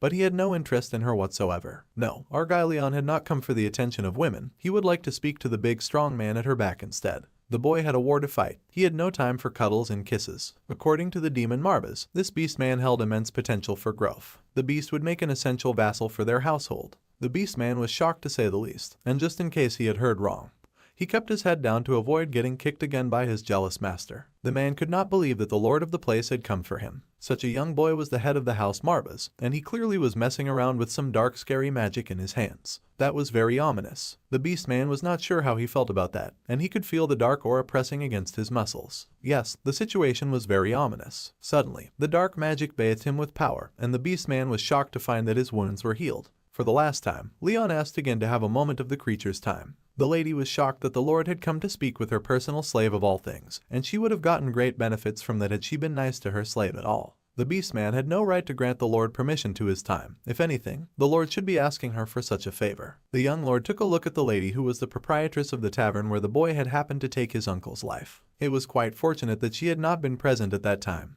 or she would not have lived to tell the tale. At any rate, she did not know any better as all the witnesses were dead, so the boy instead grinned as he did have a couple of questions. First, he asked when the Duchy of Marbas allowed the ownership of slaves. Second, though it had been quite some time since his predecessor was taken from him, the boy wanted to know why the lady insisted on addressing the young lord of Marbas by his childhood title. The boy then smiled, asking if it was possible that the lady before him, and all the workers around, who had started to tense, did not recognize him as the worthy Lord Patriarch of House Marbas, and his evil powers grinned along with him. The kitten laughed wickedly, thoroughly enjoying what his bold contractor had to say. Though the boy was young, the demon would not tolerate disrespect to the bearer of his pact, and there would be no mercy for her awful behavior. Leon then said that the wolf boy was not the only person that he was concerned with, and he said that he wanted all the slaves owned by the tavern to be freed immediately. The woman was enraged as the boy informed her that she had 10 minutes to carry out his command, for he would not grant another opportunity for his grace. The lady laughed, asking if the young lord was prepared for whatever happened next. She really thought that she still had the influence of his uncle to use against him. She then laughed mockingly as she had used the wrong title, clearly on purpose. The boy ignored her, saying that he had heard worse after all. Then he turned to the wolf boy, who did not know what he had done to earn such kindness from the young lord. He was just a worthless slave. Suddenly, the beautiful lady snapped her fingers, and a barrage of thugs showed up. She declared that the jig was up and that Sir Kirchel would have their back anyway, so they were free to attack and beat up the young boy. Oh, that poor lady had no idea of the line that she had just crossed with that statement. Leon was usually the forgiving type, but these guys attacked with the aim to seriously hurt him. The wolf was nervous, but Leon just stretched out his hand and waved the dark magic around. It splattered to the floor, congregating in a mess that generated the energetic and excited goblin zombies. Those guys were always happy to leap into action, and they made quick work of the man who had come to attack their master. The poor lady had only just realized the huge mistake that she had made, and her eyes widened in horror. The boy then asked the goblin to lend him one of their blades, as his was rather chipped. Leon retrieved the sword that he desired, and then he walked forward, undeterred by the surrounding chaos. Easily, the boy killed and destroyed, slashing those who stood in his way. The owner of the tavern was speechless and horrified. She had heard that the young heir was just a spineless little boy. She had no idea that Lord Rune had raised a perfect psychopath. She had no idea how a boy that she had thought was useless had gained so much power. The wolf boy was also speechless, and Leon responded that the wolf saw himself as a worthless slave. But in truth, the wolf was very essential to his cause. The wolf was flabbergasted with no idea what the head of the house was even saying, and how a noble would have use for a slave. The wolf was just a drifter, shunned across the continent, and he groveled in the mud on many occasions, begging people to stop hurting him. However, people just kept picking on him, adults and kids alike. They beat him and called him a mongrel, blaming him for all sorts of natural disasters. In the boy's childhood, he could not possibly understand why the human children bullied him so much. He had no understanding why they loved to make him suffer. He had been a child, and none of it made any sense. Now, the boy knew better, and his wolf instincts had activated the more the children beat him. Arising with the power of an edgy protagonist, the wolf arose and howled, screaming in rage as power coursed through him. He had yelled, asking why they would not just leave him alone. There was no particular reason why the children made his life hell. They just beat him because he was different. Enraged, the boy had yelled at his abusers. He had become the target of their hatred, just because he was different. One day, the boy had suddenly come to a realization that he had been too naive to understand before, as he stared at the corpses of the children that he had killed. At first, the wolf could not bring himself to accept it. The bodies had not been created by him. He had not murdered these children. He was too afraid to face the truth and he ran away screaming. The wolf could not accept that he was a heartless monster just like the other boys said that he was. Now, he was in a room with yet another heartless monster that had just shamelessly killed the people who had tried to kill him first. Leon handed the weapon back to the goblin and now faced the arrogant lady of the tavern who was still clutching to Sir Kurchel's name with her life. The poor thing really had just his uncle to go on, and she had the gall to still hurl insults at the young lord, saying that there was nothing he could do to stop them. That was all very amusing, and the boy said that the lady was more right than she knew. That being said, he had no intention of remaining a useless little lordling who made no attempt to fight in the face of injustice. Stretching out his hand, Leon declared that he would soon become a patriarch worthy of House Marbas, and the necromancy magic bubbled in his hand as he faced the terrified woman. The madam had no place in his vision for this estate, as she was just as corrupt as his uncle. The woman yelled and still cursed out the young lord. Well, he made quick work of her, and his face sailed back to his emotionless mask. The boy then turned to the slave, who stared at him in shock and awe. The wolf now considered Leon a murderer with blood on his hands, but somehow he felt no fear when facing the young lord. Leon then smiled, asking to confirm if the wolf's name was Walter. The lord of the manor asked for help as he had need of the wolf's services. It was rather bold of him, but the wolf wanted to know one thing before he offered his allegiance. His blue power bubbled around him in ferocious waves, and his eyes shone black. The wolf was a cub of the demon wolf tribe, and his kind was especially reviled even among all the beast folk. The wolf then asked with pain in his eyes if he would be treated with disdain for the rest of his life. He asked how long he would have to live in shame like a feral beast. Leon reassured him that there would be no more of that. The wolf was surprised, eyes widening at these words. The noble admitted that he knew little of the wolf boy's plight nor the intricacies involved. That said, if the wolf's life was weighed down under baseless prejudices, then from this moment on, those prejudices would no longer be tolerated. The wolf would become a trusted vassal of House Marbas, and the former slave looked in awe at his new master as Leon gave his word with the first kind smile he'd offered to anyone. Leon said that it should be known that the wolf would now be a trusted vassal of House Marbas. The boy gave the beastman his word, and the poor wolf cried in relief. Shakily, the wolf took his new master's hand, and the youth smiled, saying that he would take the wolf's silence as an acceptance of this new life. The wolf happily bowed its head, accepting its new fate at its master's side. He would be more than happy to serve him. Meanwhile, in the grand and opulent palace, a king was greeted by someone as he sat on his regal throne.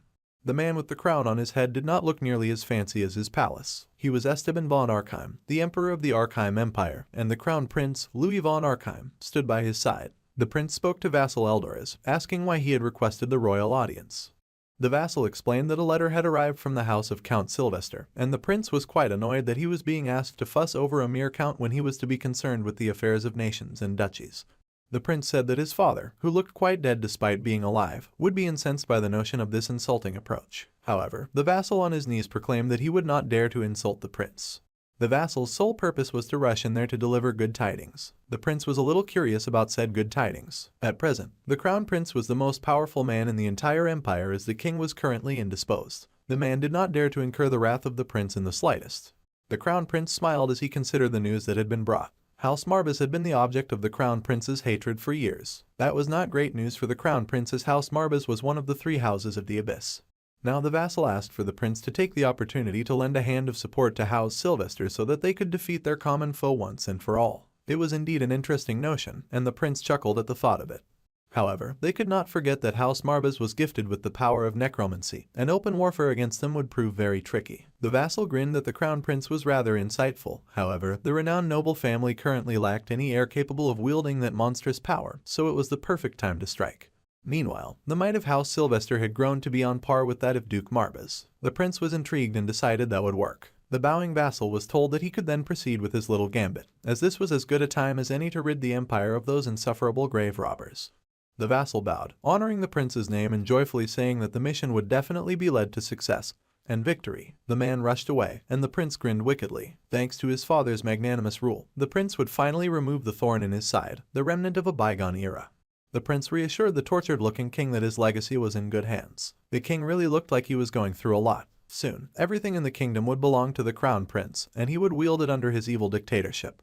Meanwhile, back at House Marbas, Leon was checking out his allies. He now had a doppelganger, an old vassal, and a beastman dressed in more formal attire. The common folk were still a little wary around the wolf boy's type, so for now, they placed an artifact around his neck. The vassal wolf, of course, was held in the highest regard by the short noble and the lord of the manor. However, they could not very well neglect public opinion. So, for now, Walter's ears would be hidden by magic. The wolf boy was amazed, reaching for the top of his head to find his missing ears. For now, it was best that they did not do anything to hinder the young lord's cause, and they had to work together to achieve excellence. The wolf boy understood the situation, and the vassal smiled at how astute the young man was. Now that they were done getting Walter to look a bit more presentable, the young lord himself intended to speak too, especially regarding a few salient issues of sorts. First of all, the young lord insisted that his new team make their oaths of fealty more than just mere words. So, the young Leona asked if his new servants were prepared to devote undying loyalty to him and to him alone. The vassal burst into tears of joy and admiration. Sir Pullen fell to his knees, immediately swearing allegiance and dedicating his very life to the young boy. He would serve the house of Duke Marbas until the end of his days, and he begged the wonderful young man to grant the lousy vassal a chance to fulfill his oath. It was an oath that bordered on worship, and even the boy was rather overwhelmed by their tear-filled allegiance. The doppelganger himself was rather impressed at how easily his young lord had bent the old human to his will. Even the kitten said that domination and subjugation were core tenets of the House Marbas. To be honest, though, it had taken no effort on Leon's part. The wolf then said that he felt the same way, and his hand pressed to his chest. The young lord sighed, saying that the tenets were the making of his two demon companions, and he had very little to do with it. Though Walter did wonder who the young lord was speaking to. At any rate, before they began in earnest, the man proposed that they strike a deal in a pact bound in mana. Any who refused this pact would be taken as an outsider with no intention of joining him. Walter was surprised and a little worried about a pact bound in mana. This sort of mana-bound covenant was about converting each party's magic force into a pattern. It bound and entwined the two into an unbreakable bond, allowing the two to share all manner of secrets that must be kept in the dark. An invisible magical chain that sealed them both together. The young lord rose to his feet before his supporters. As he had heard no objections, it was time for them to begin. The young lord summoned up his purple and bubbly necromancer magic with a wave of his hand, and a scroll opened before all those in the room. The lion Marbas finally reclaimed his place and form, shooting from a kitten to a wild and strong beast so that the pact could be made. As the house deity of the noble house of Marbas, and the demon that had lent its name to their bloodline, he would stand as witness to the mana-bound pact. Now the other two could see the giant intimidating beast as it asked all those who swore fealty to the contractor to be bound in their soul to the dominion of Marbas. That was some deep demonic binding, and the great lion told them to look upon their lord, who stood before them shining like a firework of purple energy. The sovereign of the undead had risen. The great lion of Marbas was gigantic and tall, towering heavily over the two vassals that beheld the great red lion for the first time. It was truly a magnificent beast, and they were both left speechless for a hot minute. The young boy figured that was enough of the theatrics, and he wanted his trusted vassals to be treated with respect. After all, they chose to stand by his side during a time of peril. The lion huffed and figured that he would take it that they all acceded to the pact. Now, they would know that the price they paid for this pact would be their very souls, and no breach of their pact with the undead sovereign would be tolerated. Sir Pullen bowed before them, saying that he would never conceive of such treachery. The vassal was both amazed and intimidated by the appearance of the mighty beast and wondered if this was truly the demon Marbas with whom the first Lord Marbas made a contract. There was no other explanation as to how Lord Leon was able to wield the power of necromancy. The room was now filled with such a crushing density of mana that the wolf began to sweat. His kind was usually finely attuned to mana by nature, however, the amount of mana popping out of Leon now had frozen him in place with ease. The wolf could barely keep himself from trembling in his presence. This then begged the question, what was the true nature of the young master Leon? As for the ominous black lion that loomed above the young lord, the massive creature suddenly began to shrink, and it sank lower and lower until the fluffy black kitten was once again before them. The wolf was shocked to see the adorable creature, but Pullen immediately slammed a hand over the wolf's mouth before the boy caused any form of permanent damage. The kitten licked his paw, asking the wolf boy what he had dared to say, and the vassal elder just laughed, saying that the young beastman had just been marveling at the demon's immense frame and fearsome presence. Pullen imagined that the young vaulter had never seen such an awe-inspiring sight. These words, of course, flooded the little kitten with pride and haughty satisfaction. However, he did warn the two vassals not to divulge his existence to the mortal realm. After all, they were at war, and in war, knowledge could mean life or death. The demon's form was only visible to those whom he had chosen to reveal himself to. For now, that included Sir Pullen and the wolf boy. The way the demon saw it, the so-called nobles of the human realm had little interest in this Uncle Kirchel to begin with. The wolf boy recalled that name as his old master, the horrid lady of the bar, had gotten a letter saying that it was to be passed to Sir Kirchel. This was great news and would serve as a fine lead in their preparations. The young lord immediately asked where he might find such a letter. The wolf, of course, had no idea. However, the doppelganger crow smirked, saying that he knew where it was. He called them fools as he pulled out a box from thin air, asking how they could dare to leave behind the spoils of war after all of their trouble. It was a treasure box overflowing with jewels and pretty stones. The kitten groaned, realizing that he should have remembered that the crow was such a greedy little minion. Since they had destroyed the entire tavern and had taken care of the proprietress, it seemed that Crow believed everything left there now belonged to the victor. The emo boy accepted this much and tossed open the box so that he could rummage through its contents. Besides the jewels, he finally found the letter that he was looking for inside the chest. They had it, and the boy raised it with as much triumph as his emo self could muster. It seemed that the doppelganger could indeed prove himself rather useful once in an eon, and he even earned a nice compliment from Marbas. At any rate, the young boy was going to read the letter out loud now, so they all had to pay attention. Adversaries of the House of Marbas were to heed the letter. It had come from the so-called Honorable House of Sylvester, and they hereby purported to serve the will of His Majesty the Emperor in declaring a war of noble houses against their duchy. Despite the Marbas' immense force of arms as a ducal house, they had neglected their duty of serving the ruler, Emperor Esteban von Archheim. This declaration of duty was no light crime, and they would hold him to account on behalf of the crown himself. They were then granted a month to raise the white flag and surrender at that time. This declaration of war would then be withdrawn, and the House Marbas would be absorbed into the House Sylvester as the rightful penalty for its crimes. On the other hand, should the Necromancy House choose to resist, then they must prove their innocence upon the battlefield. It was signed by the Lord of House Sylvester, Count Alan de Sylvester. The others were in shocked silence at this news and what it spelt for their future. They had a month to prepare, and the kitten asked if this time would suffice. The boy saw no issue with the time, but he did, however, have a very amusing idea. Now that the young lad had the ability to control the undead with his mind, it occurred to him that there might be some fun to be had after all. The boy glanced at the doppelganger who watched them curiously. There was a mission for Sir Crow to take on after all, and both the young lord and the kitten smirked wickedly. The declaration of war had been issued to the House Marbas, and the soldiers smirked, saying that the lord should have seen the look on that weasel Kirchell's face. The old man had clung to the soldier's breeches in such a pitiful sight that the man had almost put the backstabbing noble out of his misery there and then. The Lord of Sylvester laughed in mockery, saying he was sure that the backstabbing lord would rue the sting in his back by now. That said, they had to keep the old noble alive for now. For all intents and purposes, Lord Kirchell was a rather useful idiot, and the power of House Marbas was better off in his bumbling hands. Speaking of which, the Lord of Sylvester wanted to know what happened to the young Marbas boy, the so-called rightful heir to the house. Surely, Kirchell would have disposed of the boy by then. Leon von Marbas, the guard, reported that there had been no particular news of him, and he imagined that Kirchell had the boy killed. The Sylvester head smiled in great satisfaction. Then, the guard could not help but ask why their good lord would be concerned about a mere boy of 14. After all, the young Marbas was nothing but a little brat. However, Sylvester had asked his own question. He asked what the guard thought was the greatest injustice a human being could experience. The guard was shocked by such a deep question, as he was no learned scholar, so he could not say. The lord fell silent, and then he said the greatest injustice would be to be faced with an overwhelming foe against which there is no hope, no means of resistance, only watching helplessly as one's entire world comes crashing down.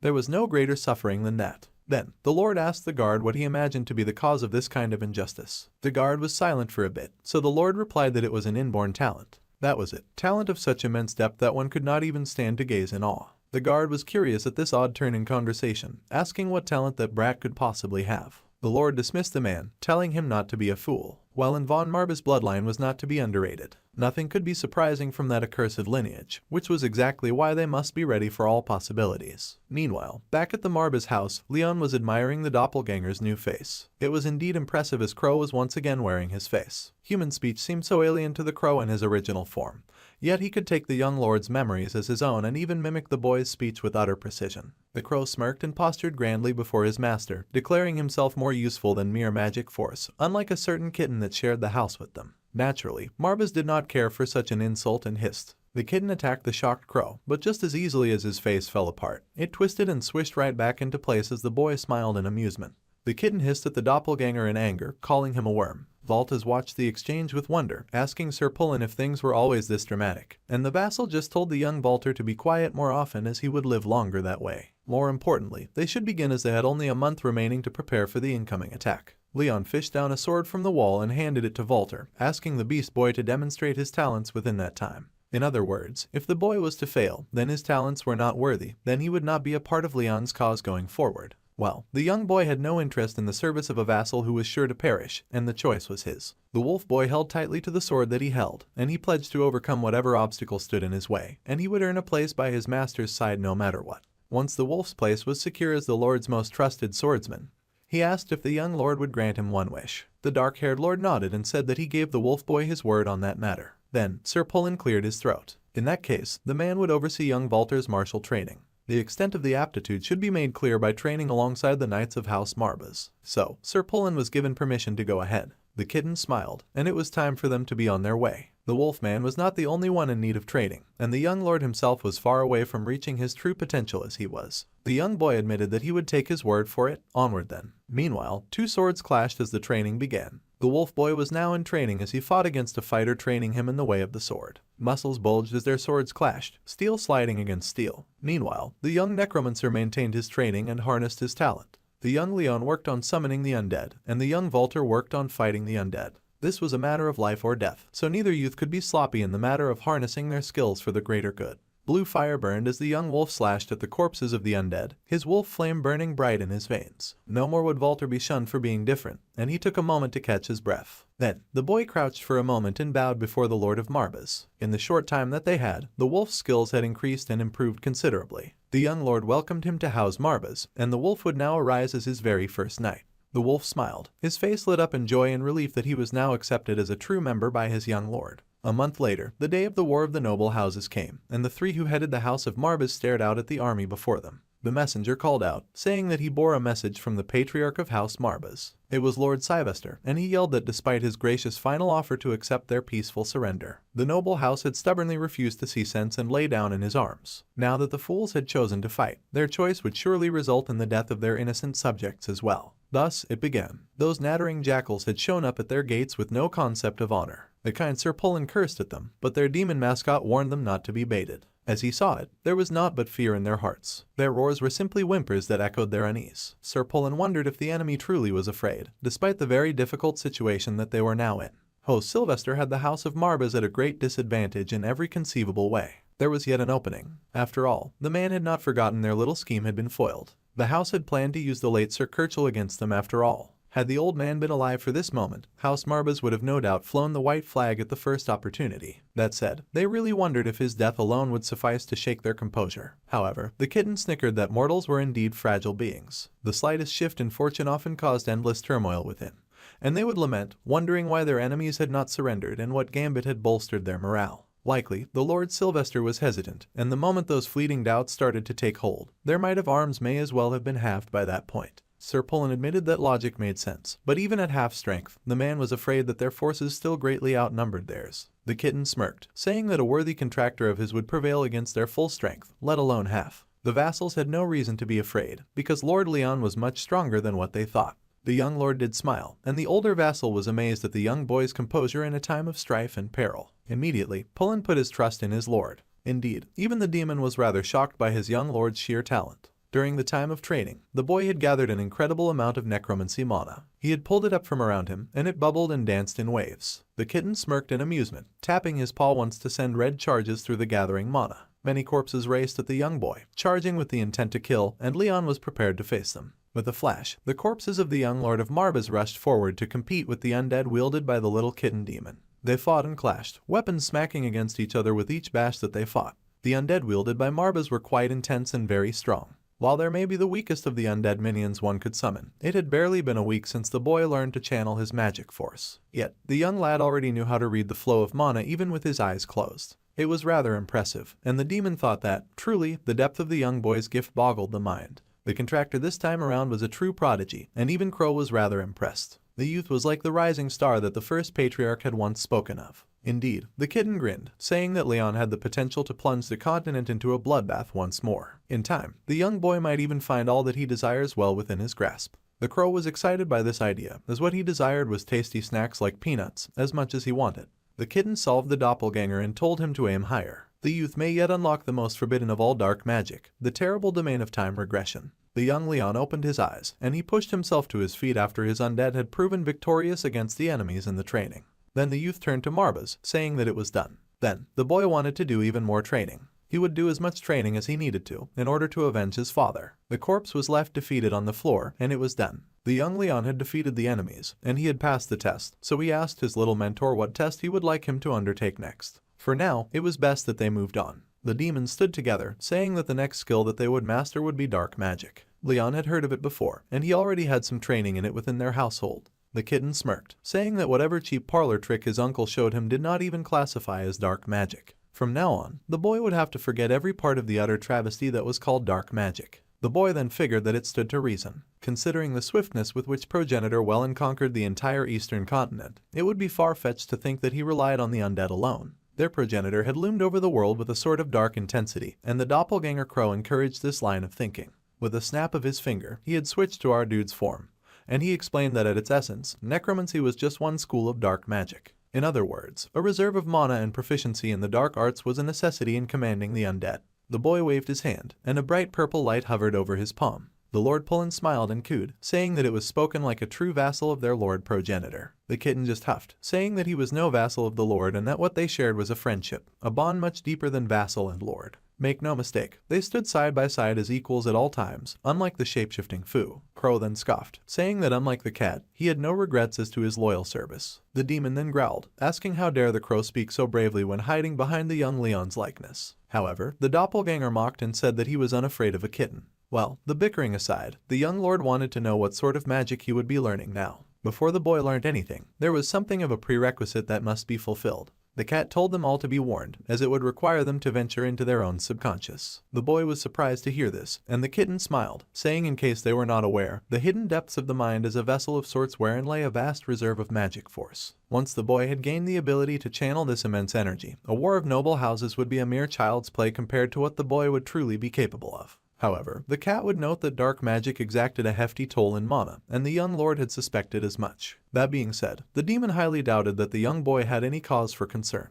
If the youth could believe it, the demon actually sensed a great mana reserve in the boy quite equal to or even greater than that of the progenitor of House Marbas, though it remained to be seen whether it would be a blessing or a curse. At any rate, the boy had no choice but to embrace it to revive his household. Leon smiled in relief, and the demon chuckled, adding that the process would not be devoid of risks. There was a way of drawing the boy's hidden potential within their limited time. However, the cat could not even guarantee the boy's safety during the process. Leon was unfazed and simply asked what this miraculous method could be. The demon smiled at the glimmer of life that had come to the boy's dead eyes. It was clear in hindsight that there was only one urge that animated the young Leon. First of all, the boy would have to start by exhausting his currently existing mana to its utter limit. The boy's sense of curiosity seemed to spark a fun reaction in the youth. After the mana had been drained, the boy's potential and subconscious would surely guide the way. So, the boy was ready to let the test commence. The young, seemingly sweet, boy had a primal lust for power, the greatest motivator of all, as it could be seen in Leon's eyes as he banished all original forms of mana from his body. The purple flowed in wave after wave, and the boy sighed in relief when it was gone, figuring that would suffice. The boy nearly fell over from the effort, and Lord Pullen rushed to catch him. The vassal cried that the young lord could not deprive them of his leadership at this very delicate time. However, the demon hissed at the vassal, telling him not to disturb the boy. He had to have faith in the so-called patriarch. The man cried, saying that Lord Leon may be their patriarch, but he was also just a boy. The crow sighed and told the old vassal to pay attention to their words. Their current contractor could well be the most gifted that they had ever seen. It was really the truth. Supposing Leon's potential rivaled Welland's, then he would most certainly return to them. There was no need to worry, and the old vassal could spare his tears for another time. The old vassal cried, saying that he would try his best. Just then, Walter burst into the room, beaming as he announced that he had achieved his success. Now he was a new master of basic swordplay.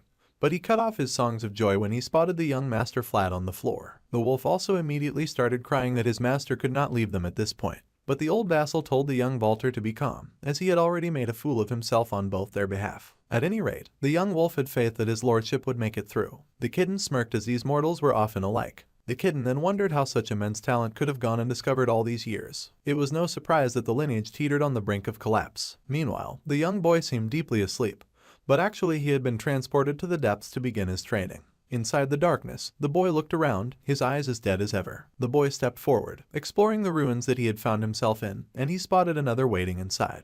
The person greeted Leon, saying that he had a feeling that the boy would come. The boy then paused in shock, eyes widening, and the man turned to smile at him. The older-looking man inside his vision told the young boy that it was time for them to walk for a while, as they had much to discuss. Meanwhile, the young boy was still rather stunned to see his father. The place they had transported to was desolate and broken down, with ruins surrounding the area. The boy stared after his father, who had already begun to walk away, but the young boy was transfixed in his spot. The older man halted, realizing that his son was not following, and he called to the boy, saying that his very presence here likely meant that the youth had chosen to channel his dormant magic force. The boy accepted that, but he could not exactly tell how well he was faring. However, he did have a coterie of vassals who rallied to join his cause. The man smiled, calling his sweet son rather fortunate.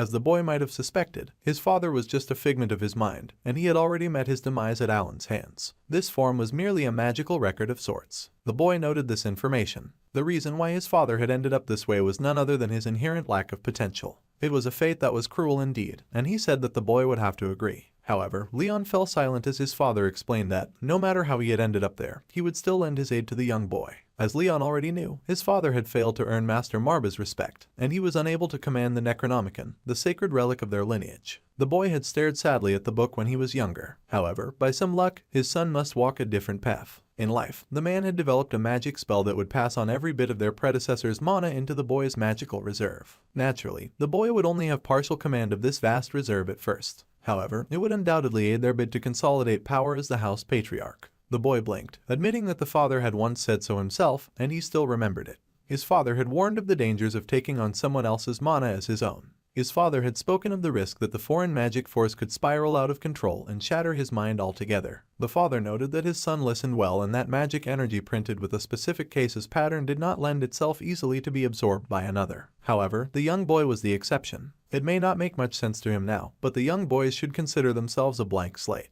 The boy considered that idea for a moment, echoing his father's words. Since Lord Welland von Marbas, the progenitor of their bloodline, no one else had possessed such a perfectly pure reserve of dark mana. The father then demonstrated as he gathered up some mana in his hands to show the young boy. The youth was blessed with the greatest gift of their lineage, and the young boy watched the mana gather with awe in his eyes. There was a rumbling of bright purple magic, burning within him like a gorgeous gem. The rumbling caused the already broken down surroundings to dance and swirl around them, charging up with power and strength. This intense and overflowing power was who Leon von Marbas was. The figure of his father reminded the boy that he must always remember this power. The rumbling got even louder as the surrounding area was charged with magic and amazing purple light.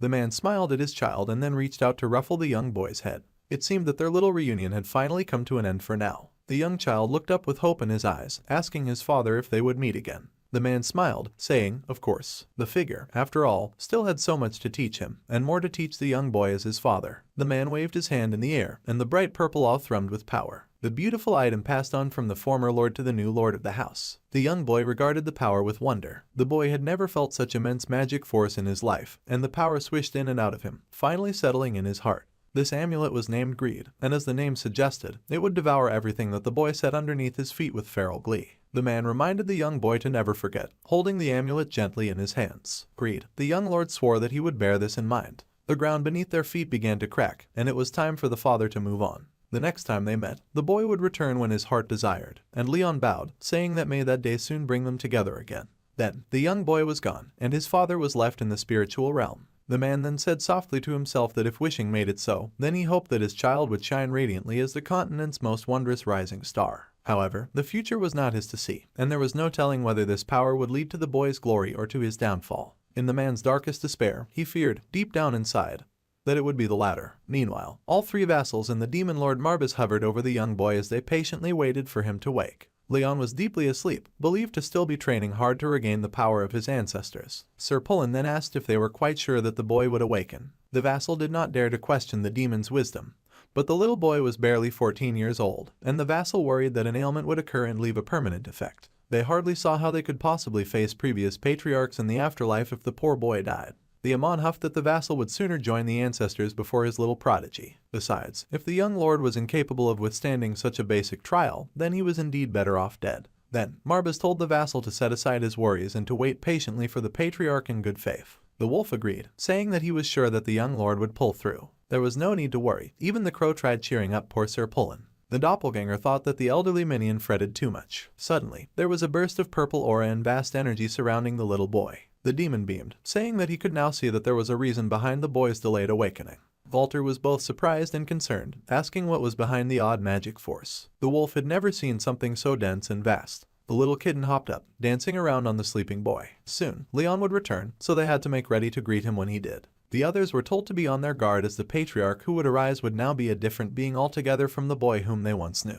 The young boy suddenly snapped his eyes open with a jolt, and the old vassal was beyond relieved to see the boy. The youth stared with a blank look on his face, and he muttered, understanding why his chest had felt so heavy. Then, he asked his mentor to kindly get rid of him. However, his mentor was not interested in doing that. Later, Walter was back to practicing his sword fighting in the training grounds. The young Marbas lord was there as well, firing up his necromancy magic. They had even prepared the few soldiers they had left, positioning them and running them through drills in the preparation for battle. House Sylvester would show up in 4 days, when the War of Noble Houses was to begin. The Marva's household had to be prepared as the heavily guarded and armed army of men marched through their borders and to their fortress. The Lord of the House of Sylvester sat on his grand chair and then finally pushed to his feet. The time had come, and all the soldiers of House Sylvester heeded him. On this long day, the centuries-long history of the once proud House Marvas would fade away into the dusty footnotes of history. The man roared, telling his soldiers to follow him to write history anew. The men had cheered, giving glory to the House of Sylvester. However, the doppelganger Sir Kirchel just stood among the crowd, listening to the Lord of Sylvester's plans. A black bird sat in the dense forest, fog surrounding the area as a group of men rode through the leafless forest.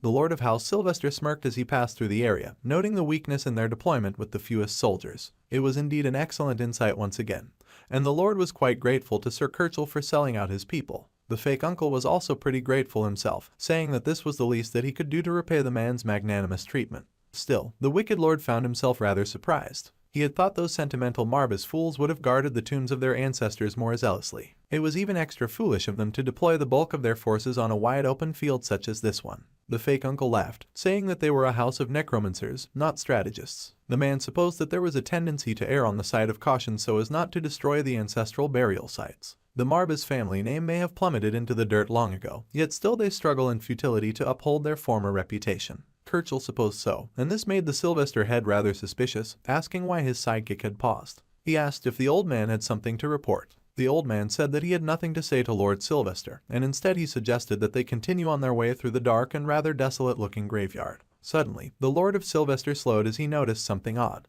There seemed to be a ground approaching as they rode through the mist, and they identified the young Lord of Marvas riding beside the Wolf of Marvas. The youths looked rather intimidating in the dark, and the army paused before the Lord of House Sylvester, both houses having met in the middle. The young Marvas lord smiled, saying that just as they had agreed, the Lord of House Sylvester was a rather punctual man after all. The wicked man laughed, saying that he had come expecting the weak spot of a fallen house, but here the boy was with 100 soldiers all armed to the teeth. The man immediately pulled out his sword, slashing without hesitation at Kirchel as he suspected that there was some deception at play. The man's head truly did fall off, but instead of blood, dark purple magic bubbled from his severed neck. The man's head flew, separate from his body, and the crow huffed in annoyance, saying that only his master had the right to strike him with a sword. The head floated up, already changing shape, much to the horror of the Lord of Sylvester. Dark purple smoke still spilled from the body's neck. Suddenly, the head reattached and the old Kirchel stared at the shocked enemy house lord, smiling as he said that it was indeed a novel experience. Now the enemy lord was concerned. He had slit the old man's throat clean and the old man should be dead.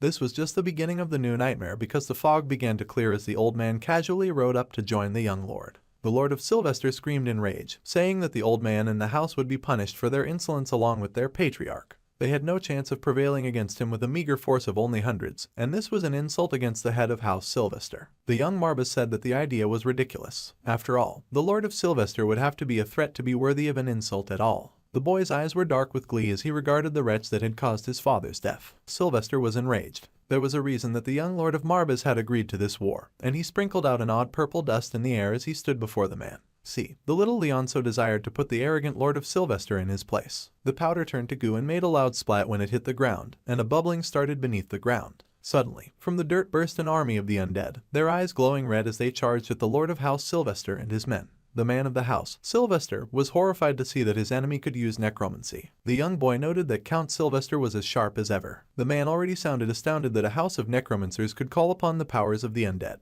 Honestly, Leon was quite tired of correcting their surprise. Necromancy was his birthright, and it should not be so surprising to see him exercise it. Meanwhile, the Lord of the House, Sylvester, was stunned as he stared at the approaching demons. He recalled how he had asked the guard about the greatest injustice that a human being could experience: to be faced with an overwhelming foe against which there was no hope, no means of resistance, and to only watch helplessly as one's entire world came crashing down. That was what the man felt now, the greatest suffering in the world. All of this suffering had come as a result of inborn talent, talent that he had overlooked, talent that he had naively assumed would not be that much of a problem. The old man had been deadly wrong, and the talent of such immense depth had appeared that all he could do was stand in awe. There was no other variable upon the battlefield that was quite as consequential as the dead eyes that Leon now used to regard him as his soldiers were slaughtered one by one. The men fought bravely, but they would be no match for the undead, and quickly the walking corpses speared through the handsome men. Then all was said and done. The enemy was still a young boy, and one soldier thought that there was no amount of raw talent that could possibly prepare him for the brutality of a tooth and nail melee. The man lunged through the undead, racing to take Leon's head. However, the soldier was stopped by the appearance of yet another fighter, a sword wielder with shocking snow-white hair. Yes, it was Walter, and the Beast Boy had not come around to play, knocking the sword of his opponent aside.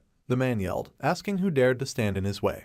And the Beast Man stood with his sword drawn and his eyes red. He was afraid that he could not let the mad soldier anywhere near their young mother. That was the young wolf's duty, and he meant to stay true to it. The wolf then smiled that he had found a very nice purpose. Meanwhile, the battle raged on as men and monsters clashed in an epic fight. The man of Sylvester yelled for the mage company to commence the onslaught, and the mages moved forward, hoping to defeat the necromancy with their own magical power. Their blue light of magic crackled with intensity and burned bright with his purity. There was a huge explosion as they fired off their magic amongst the undead. Then the Lord Sylvester called to the Knights of the Vanguard, telling them to storm their ranks at once. As long as the Lord of House Sylvester stood steady and without wavering, he could still lead his team to victory. They charged forward and clashed as they fought with their swords, stabbing and crashing at each other. The young boy watched the battle move, keeping his eyes on all the important pieces at play. The Lord Sylvester fought, keeping morale bubbling in his team as he swung his sword. The man with the blue eyes said that he was a fearful man in his inborn nature, and it did not matter if his foe was his eldest brother, who should have been the rightful patriarch, or his elder sister. The man had never once considered his siblings as his kin in any earnest sense of the word.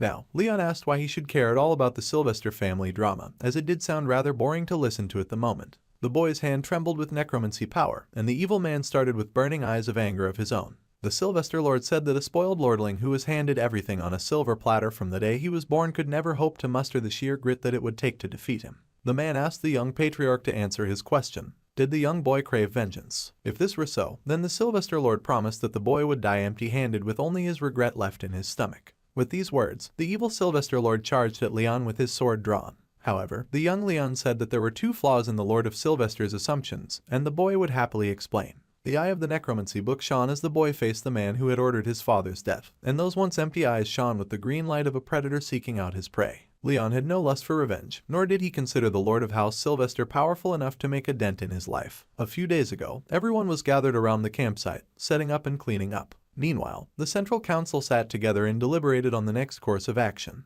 The dark-haired boy sat, the kitten groomed, and then he spoke. Marbas had heard of worse stratagems in all of his eons, to be sure, but the young boy's strategy entailed far too much of a risk. Leon had chosen a very good place as their area of operation, but other than that, the kitten was doubtful.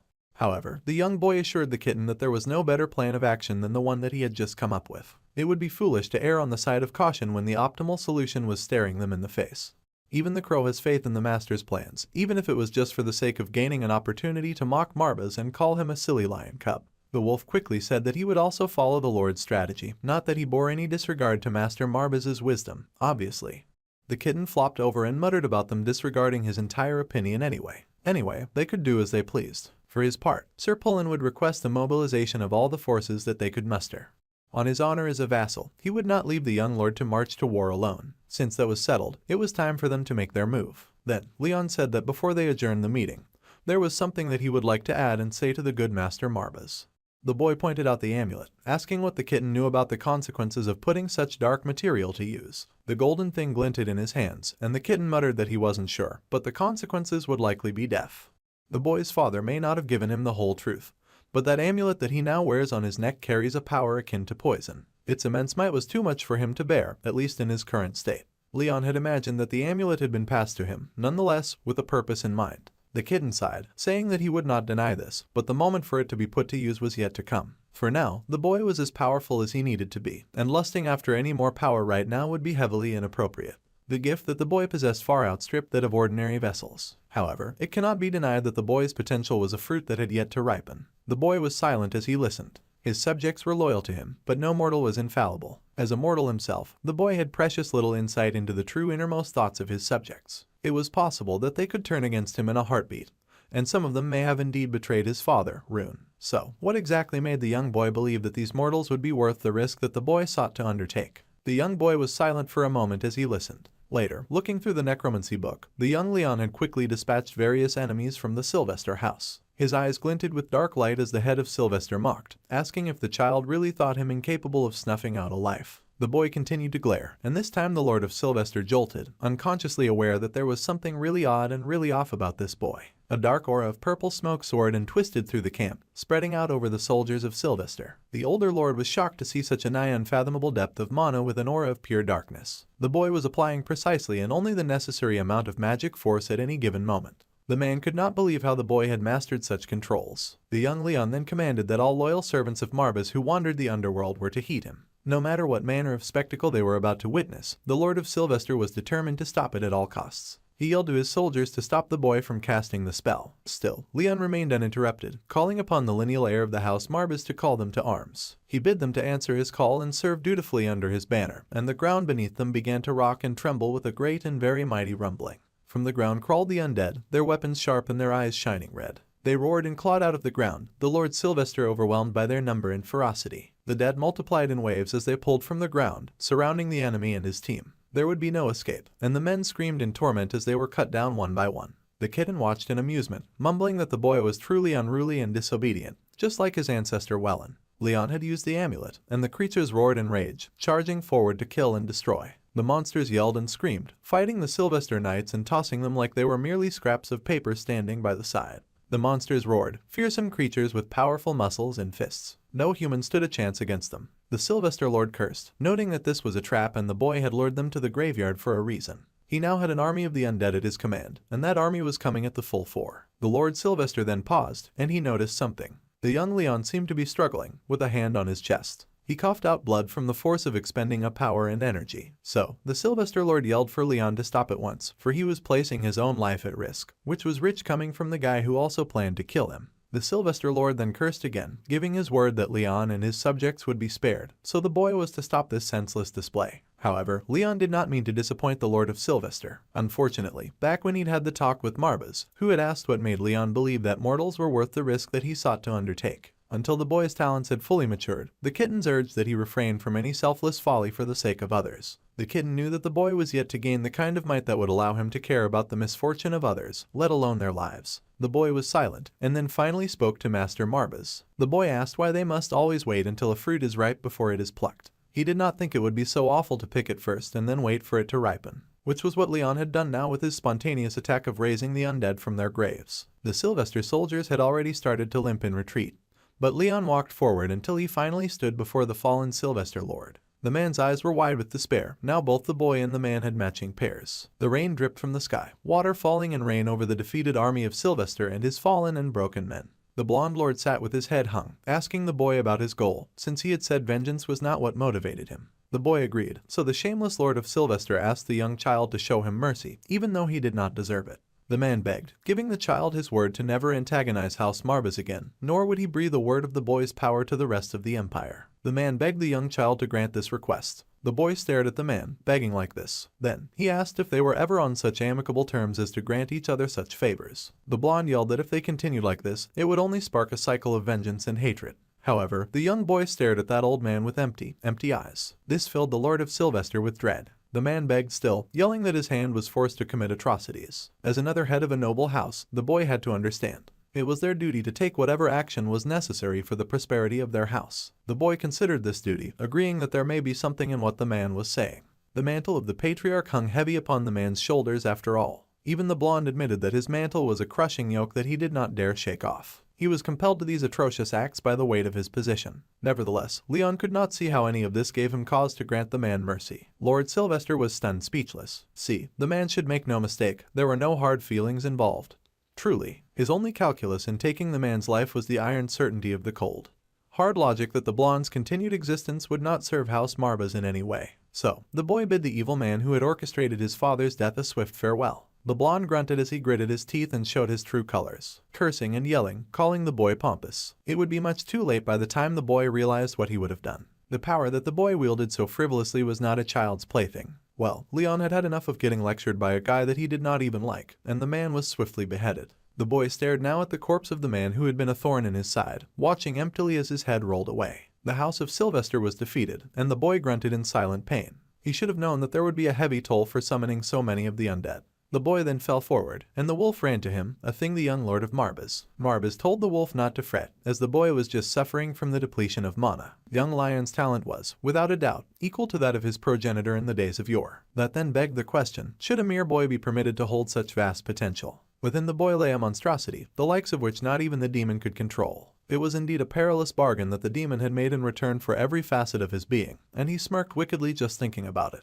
On a more pressing note, the kitten glanced at the glowing pile of jewelry on the fallen noble. It appears that demons had begun to interfere in human affairs, an ill omen to be sure. The other rushed over to help clean up the aftermath of the fight. When Leon finally opened his eyes, Sir Pullen was, of course, overwhelmed with joy and sobbed dramatically in relief. Finally, the lordship had awoken, and the vassal cried for forgiveness for failing to keep Leon safe. The vassals were willing to amend his wrongs upon an executioner's block. The kitten scoffed, saying that he would not stop the old man, as that would be interesting entertainment. As cuddly as Marbas was, the foolish lion cub lacked both tact and empathy, which was noted by Cor as he tried once again to pick a fight with Marbas. The demon was on his last straw with that doppelganger, and he threatened that he did not at all approve of the crow's constant insults. The young lord smiled, saying that the executioner's block would be quite unnecessary, as the man had fulfilled his role with distinction. He assured him of that. The Sylvesters now seemed on the brink of total collapse from the loss of their lord, which worked great for them. They could imagine that the people would not attempt another invasion anytime soon. Rightly so. Under the young lord's sage guidance, House Marbas was again back on its feet at last. However, there was one elephant in the room that they had to deal with. The boy asked what the problem was, and the vassal admitted that as much as it shamed him to say it, the House Marbas was almost entirely penniless. They'd been prepared for a house collapse, but they had not spent time thinking of the house treasury. On top of that, there was even a rather sizable debt to its name. This news was rather concerning to the young lord. The kitten scoffed, saying that he hardly saw an issue, much less an elephant. This was something that they could solve easily by billing the Sylvesters a princely sum in reparations, at least. Ordinarily, that would be so, however, the imperial household had expressly forbidden any demand for reparations. That sounded like a very unreasonable rule, and even the kitten hissed, asking why such a law would be put in place. See, the issue was that houses Lienhaber, Satyr and Marbas were the so-called three demonic bloodlines and were kept strictly in check by the imperial household. It may well be that the imperial household put a stop to any talk of compensation to hinder their rising fortune. The kitten scoffed at this stupid mess. Fighting was one thing, but doing the actual legal work was another. The young boy was also rather nervous about this and asked how much they owed. The man, Pullen, just raised a hand to indicate, so the young boy began to play guessing games. They did not owe 50 million in gold, so he tried 500 million. But that was still not enough. Surely their debt could not be as ridiculous as 5 billion in gold, and 500,000 in gold would be easy enough to repay. However, the vassals said that the young lord was out. The debt owed by the House Marbas was 5 billion in gold, an earth-shattering mind-bending amount of debt. How did they even incur that? That was the kind of money that would be sure to see them stripped of both house and home. Meanwhile, someone very beautiful had just shown up in the land of House Marbas. He looked almost exactly like Leon but had sparkly blue eyes. He was Richel de Flamel, the head acolyte of the prestigious Tower of Mages, and the founder of the Eremita School. Someone popped up to greet him, a beautiful lady with long flowing hair. She was Carly, head of the southern branch of Lunati, the premier criminal organization on the continent ruthless loan shark. Rail was surprised to see Miss Carline, as he believed that their school's trust in her had long been stalled. The woman then huffed, asking why the man would come all this way for that. Her business was not with him this time, and he apologized as he recalled the goons flexing muscles the last time he had an encounter with them. The man was afraid that he had yet to overcome his previous dealings with predatory lenders, and they had low-key traumatized him. At the time, it felt as though the tower's very existence was at stake. The lady laughed and winked, saying that was precisely why they advised all their clients to read the fine print. Well, they had had enough small talk, and they had both come to see the same person after all. Sir Pullen had just revealed to the gang that the debt owed by the House of Marbas was actually 5 billion in gold. Both the older noble and the young noble lord were speechless after this revelation. Suddenly, there was a knock at the door, and everyone turned. The older noble hurried to answer the door, leaving the young boy to mull over how hard he'd worked to save his people, just to find out they were cooked by debt anyway. Leon shuddered and dismissed the kitten's worries, but something did not feel right. The older noble returned quickly with news that they had visitors to the manor. The young lad asked how many guests they had, and the older noble revealed there were two, one man and one woman. This made the young family head a little nervous. Tea was set before the guests, who sat patiently waiting in their respective chairs. They thanked their host for his hospitality and then introduced themselves. The man was Mage Richel, head of the Eremita School, and the woman was Carlian, the chief of the southern branch of the Lunatics. There was an awkward silence as the young lad and his entourage regarded their guests. Then, the young noble welcomed the odd guests. The man with the winning smile, and the woman with her eerie smile. They both seemed rather threatening in their own unique way, and the wolf worried if it was a good idea to meet them. At any rate, Leon was no pushover, so they were not too worried about the situation. Well, Carlene forged ahead to lead the conversation, saying that they had recently received news of the boy's victory in the War of the Noble Houses, and she smiled as she gave her congratulations, saying that the spoils of war should surely be more than enough to settle their enormous bet. The boy decided to inquire about just how much they owed the ladies' group, bearing in mind that their house's credit was at rock bottom at the time of the loan. It also did not help that 4 out of the 5 billion the house borrowed was owed to Carlene and the Lunatics. That organization was arguably the largest criminal organization on the continent, and they were hardly the kind of people that he could easily mess with. The lady was indeed the worst kind of loan shark that they could be ensnared by. Any debtor who defaulted on payments was sold to the dark mages as a living test subject. A very difficult reality to accept after he'd worked so hard to win the war. Meanwhile, Carlene was flowery and relieved that the boy was familiar with their work. However, the lady in black wanted to quickly cut to the chase, so Leon asked again about their current outstanding balance. Carlene fell silent for a moment, assessing her prey, then said that she was so afraid that they must insist on an immediate installment of 10% at minimum, after which they were at liberty to pay back the remaining 90% as they pleased. The lady, however, did recommend that they bear in mind the 30% annual interest charge on the principal, though she was sure that the boy would settle the debt at his earliest convenience. It was indeed a very difficult situation for Leon, as the lady was demanding the sum of 400 million gold to be paid in one. At an annual rate of 30%, even after that first payment, the entire loan would compound by an additional 1.8 billion a year. That was a criminal amount of money she was demanding. The boy really could not imagine who on earth would sign such a ludicrous agreement. The poor Sir Pullen bowed his head and confirmed the lad's suspicions. It was indeed his father.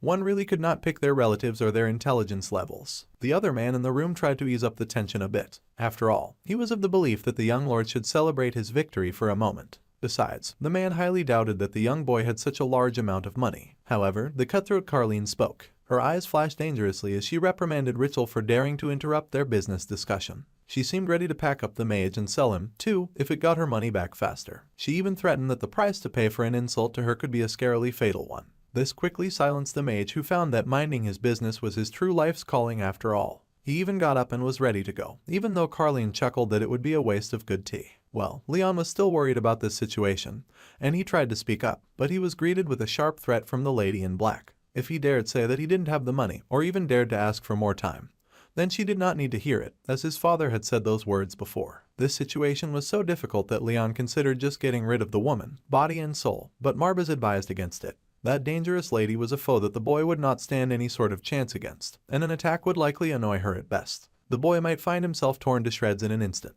At this rate, things were looking bad for the family of Marbas, and they would be left with nothing. Sir Pullen apologized for the depressing atmosphere. The late Lord Rune had truly borrowed for the best interests of the estate and to keep the place standing. Now, they were faced with a dilemma, and they looked to Leon, telling him to have faith in his sagacity. The boy was silent for a moment as he considered the situation. Then, he decided to ask a question. The boy begged the lady to take pity on them. A bold move that left absolutely everyone speechless from the raw and shameless audacity. Meanwhile, Richel was outside, admiring the grand halls of the Marbas family and thinking of the young Leon. It was worth the trip here merely to see the new family head, and the mage smiled in satisfaction at the grand portrait of the Marbas progenitor. The young boy had seemed normal to human eyes, but the mage had been able to detect the vast amount of necromancy power that radiated from him. The youth's vast mana reserve coursed deep within his being, and the mage wondered how he could coax the young lady into joining his school for mages. It would be a great boon to their academy if Leon joined them, and the man smiled at the thought. There had to be a way to win the favor of the young noble and to save him from being devoured by the debt collector. The mage bubbled up some blue magic in his hand, and it formed around him like a big blue wispy shield. The magic in his hands crackled and spun, and his focused gaze remained on the orb that spun in his hold. The young mage had called up the academy, and an old man popped up, scolding the headmaster for disappearing on them once again. The academy was always in utter chaos whenever he left, and Richel knew all of this. This was old news, and he would explain at another time. However, right now, Richel had a more pressing matter to be attended to. The young mage beamed as he took a very crazy risk and asked just how many gold coins they had in store in the Aramita vault. The old man groaned and slapped his head, knowing their young headmaster had come up with yet another crazy idea, and knowing that he was going to go along with it. Meanwhile, Carlene was barely holding back her laughter at Leon's shameless request. She asked if the youth held the lunatics in such low regard, as if they were a gang of cutthroat maniacs. It was ironic that she should say that. She summoned a small golden orb of magic, shooting it right at the cut before the boy, and it shattered before him. Now, the debt collector was halfway into cutthroat mode, warning the young noble that they were a lot more calculating than he thought. The wolf could not stand for this insult and whipped out his sword, asking how dare she threaten their young lord. The lady laughed that their wrath was reserved solely for those who defaulted on their loans, which meant that she had no reason to drag the rest of the vassals down with Leon, not unless she was provoked. The boy was nervous and now stood between the devil and the deep blue sea. They had absolutely nothing to offer the lady, but she was not about to take no for an answer. Debts needed to be paid. In the quite literal sense, the Marbas coffers were completely empty. There was no generational wealth for Leon to inherit, just generational problems. Carleen was speechless, and then giggled as she stood, saying she understood now why the boy trembled like a scared puppy. However, she was about to demonstrate exactly what happened when she pulled up and did not get money. However, before the lady could truly showcase her manic side, Rachel returned and told her to halt.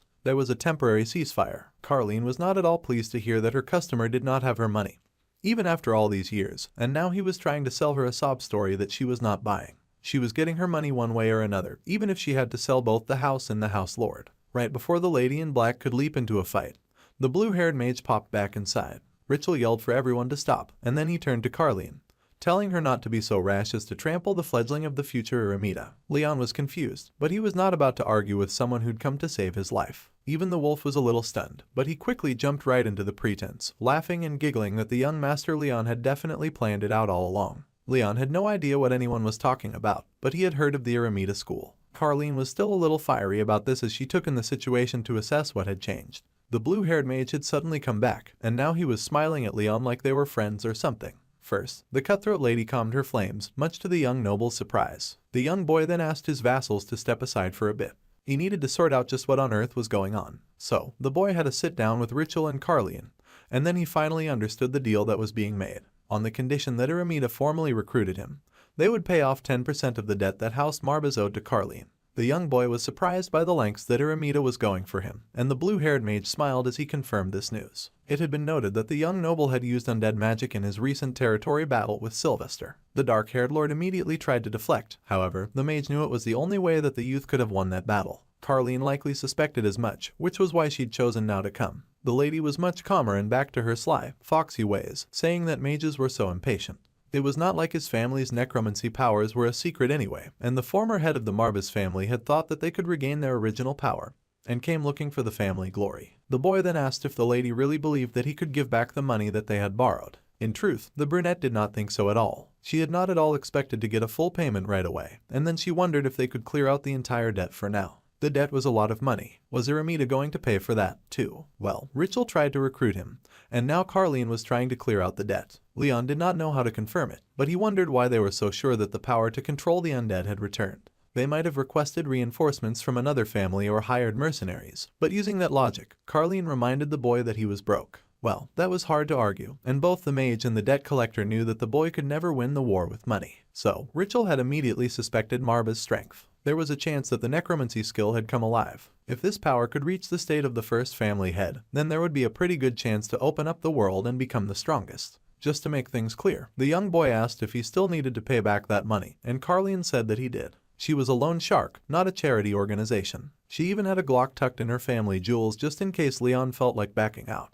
Rachel then tried to play peacekeeper once again, asking for a moment to talk with the young noble alone. The man really wanted to recruit the young, talented noble, and the lady sighed that it could not be helped. She put away her weapon, reminding them that her priority was to get her money back anyway. Then, she turned and left. Both men breathed a sigh of relief with her tension out of the room. Though Leon said that the blue-haired mage was not necessarily someone that he could trust either. Speaking frankly, he barely knew the guy. Besides, the boy also suspected that the mage in front of him was not human at all. The man smiled, feeling very proud of the young talent. Then he pointed right at Marbas, a creature that no one else should be able to see, and asked if he was the one who kept the 72 demons by his side. The kitten chuckled, impressed by a mage who could see him, even without his permission. Yes, the boy was indeed very impressive. The demon then began to change, growing and expanding as his true form was slowly revealed. The great lion stood behind the chair of the tense young noble and demanded to know exactly what kind of creature they were facing. The boy before them also started to transform. Horns grew on his head, a reptilian tail thudded on the floor as he smiled at the beings before them.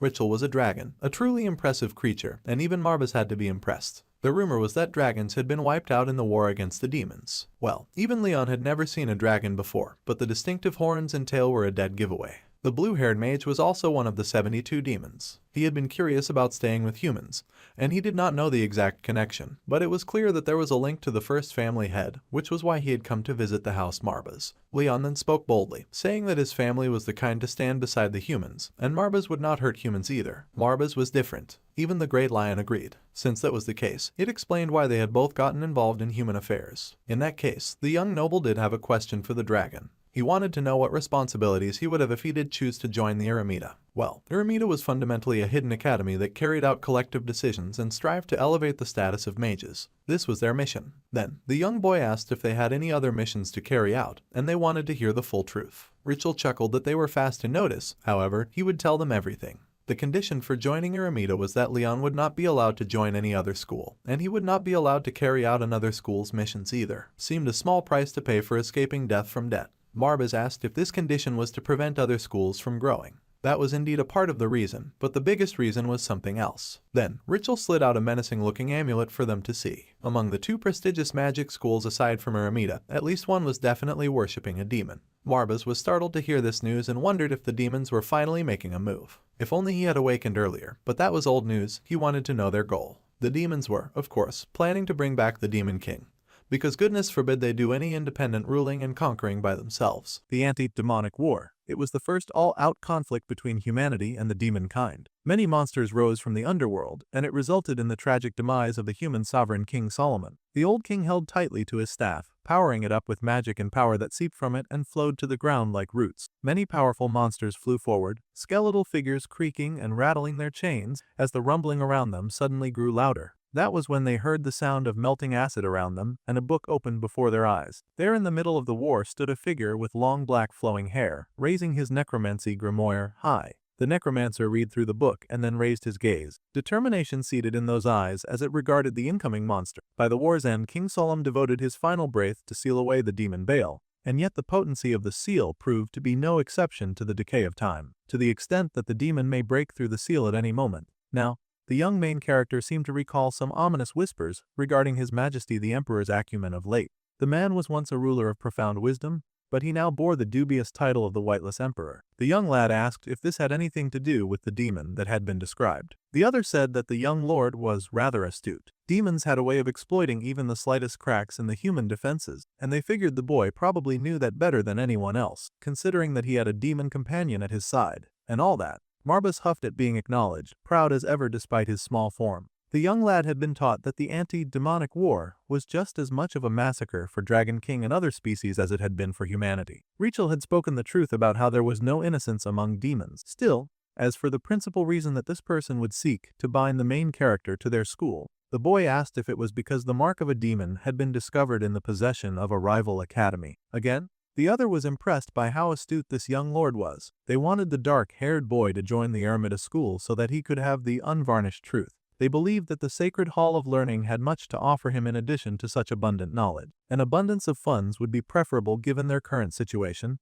but the guest just chuckled that he could not lend them more aid on that front, and he did regret it. Even so, the young lord asked the guest if he had any leads on procuring coins on a regular basis. They could not very well just let their household sink into poverty and all that. For a debt of 5 million, they would need all the help that they could get. The blue-eyed guest considered this request and then smiled as he thought of something. There was indeed a solution that he could suggest, and this was the Adventurers Guild. So not only was Ardu getting recruited for homework, but he could also consider the option of a full-time job. The young lord might be surprised to hear it, but the guild master there was a close friend of Carlene. If the young lad took enough contracts to earn himself a gold crest, then he might soon find himself taking on jobs for 10 million gold apiece. Now our dude was marveling at the thought of earning 10 million a time. That would not only cure his debt, but it would fix all of his problems. In that case, he bowed and humbly asked that they pass on his best regards to the Lady Carlene, because he planned on working hard enough to get her money immediately. The old demon chuckled about how the mighty had fallen, but the shadow teased the lion cub, telling him not to insult their little lord. It was important for their leader to first acquire currency in order to make some currency. The little Marbas scoffed and asked who exactly had given the shadow such sparkly pearls of wisdom. The shadow beamed that the old man butler had dropped the tea, and the lion cub just sighed. Then, the blue-eyed guest turned and called out to Lady Carlene, saying that she had no need to be bashful considering that he knew that she heard every word that was just said. Surely, she would not ignore those in such dire need. The woman sighed and tossed open the door. though she did curse the one who knew her way far too well. She found herself staring at the young lad whom she'd recently had an awkward encounter with. The blue-eyed guest then decided to give a more formal introduction this time, since they were in the august company of a demon in service of Lord Lion. The lady sighed that first she'd been forced to meet a necromancer, and now she was being introduced to his demon as if any of that was normal. There was never a dull moment in this household, it seemed, and her friend just smiled. The sky was very bright, and the greenery was fine. The little company set off with the lady, our main character, his lion cub, the blue-eyed guest, and some unidentified blonde. First, the lady asked exactly how her close friend had roped her into escorting the Lord Marbus to the Adventurers Guild of Owl Laces. The blue-eyed friend chuckled, saying that he was sure that his friend could afford to go a little above and beyond for a client that owed 5 billion gold. The Lady Carleen should be kind enough to have a heart. The young boy asked what manner of guild they would be going to and if they would need a full escort to reach it. The demon was wondering the same since he did not recall any institution like that back in his days, and he found all of these mortal pursuits very amusing, but only because he could choose which ones to participate in. In the simplest terms, it was an agency that took on perilous missions at the behest of others. It was a place for adventurers to form parties of their accord and split the proceeds while seeking to elevate their own worth by whatever means they desired. Of course, those who lacked the means to succeed tended to perish and be forgotten without so much as a word of mourning. However, the prospect of scoring potentially tens of millions for the right mission was a powerful temptation indeed. It was an enticing flame for 1,000 muths to check their fortune, and that seemed about the gist of it. Blue Eyes chuckled that he would not put the situation in such bleak terms. For a start, the Adventurers Guild was situated in neutral territory by principle. By making a name for oneself, any guild member had a chance at being recruited as a knight or a mage by one of the surrounding nations. In truth, adventuring may well be the most lucrative line of work for anyone who possessed the means to make it. Speaking of which, Green Eyes wanted to know if they could tell him more about these crests and rank business. Blue Eyes was happy to, and then passed the ball to the Lady Carleen, because he had been talking for a while and figured he should get the chance to rest his mouth. Of course, she was not particularly pleased about that, and she fumed, wondering how dare he order her around like she was no more than his personal tour guide. Well, the situation was that mercenaries of the Adventurers Guild were divided into 5 separate ranks. These ranks were bronze, silver, gold, white gold, and black. In ascending order, the color of each crest denoted a more powerful adventurer, which entitled one to take on missions of greater magnitude. Then, our dude immediately aimed for being a black crest adventurer just so that he could target the highest earning potential. They knew the young lord had some very high standards, but Blue Eyes figured that it was barely worth mentioning given the near impossible odds of reaching the rank. There were fewer than 10 black crests across the entire continent, and each black rank mission cost at least 100 million gold in fees. Clients of such affluence were few and far between, so even if they had the highest earning power, they were expensive, so people often were not crazy about hiring them. So, they continued their walk towards town and went into the city. The Lady Carleen then suggested that our dude should first see whether he would even be eligible for a bronze crest. The adventurer standards were high after all. Imperial law made it rather difficult for a boy of his age to register as an adventurer after all. Already the boy had a difficult obstacle to overcome, but the blue-eyed man told his friend not to train on the kids' parade. First things first, they had to sign him up for an entrance exam. The boy then looked up at the guild that they had gotten to. This was certainly what one might expect from an adventurer's guild. The young dark-haired boy looked around and admired the place, and someone seemed to have spotted him, noting that they had some rather unusual guests. Perhaps there was trouble on the horizon. A white-haired, pale girl appeared, and she looked like paper because that was how white she was. In fact, some sheets of paper had way more color than she did, because the most colorful thing on her form was her clothes, and even those made her look like the human personification of a yeti. So, the crew walked into this guild, just looking around at all the muscular men and the different types of individuals gathered in the area. The men were laughing and having fun with each other, and the lady with them had a stoic face, because she did not really feel like laughing with anyone. In fact, her face was so stoic and terrifying that it sapped all the laughter from the room. They immediately recognized Carleen, who had an infamous reputation for having the eye of a starving wild cat. They were sure she had come here to hunt down someone. It looked like an easy way to make money too. They wondered what such a terrifying woman was even doing at the guild all of a sudden, and next to her was Richel, the head of the Arimita school. That disgustingly handsome guy had his own crowd of jealous enemies. They muttered about how he looked so young, and yet he became the magic tower master. They were so heated about that. Well, it killed their mood to drink, and the world was really unfair when people like that could just exist. Richel could not stop his smirk at the jealous gossips just milling around. He chuckled that it looked like this crowd really did not like him. The lady told him to just quit talking nonsense and walk faster because they had a lot of ground to cover here. She told him that he did not have time to worry about every single one of those people too. Our main character followed obediently behind them, asking if they had found the person that they were looking for yet. He was going to have to exercise way more patience than that. The place did not seem like there was anyone particularly strong nearby, and the lion demon admitted this was untrue. He could feel some kind of mana that was on guard against them. The blonde who had not been named so far seemed to stiffen at these words because it seemed he could finally see Marbas for the first time. The boy continued to walk with the demon on his shoulder, bothered because he had much bigger things to wrestle with in his life. There was a circle extended around our dude,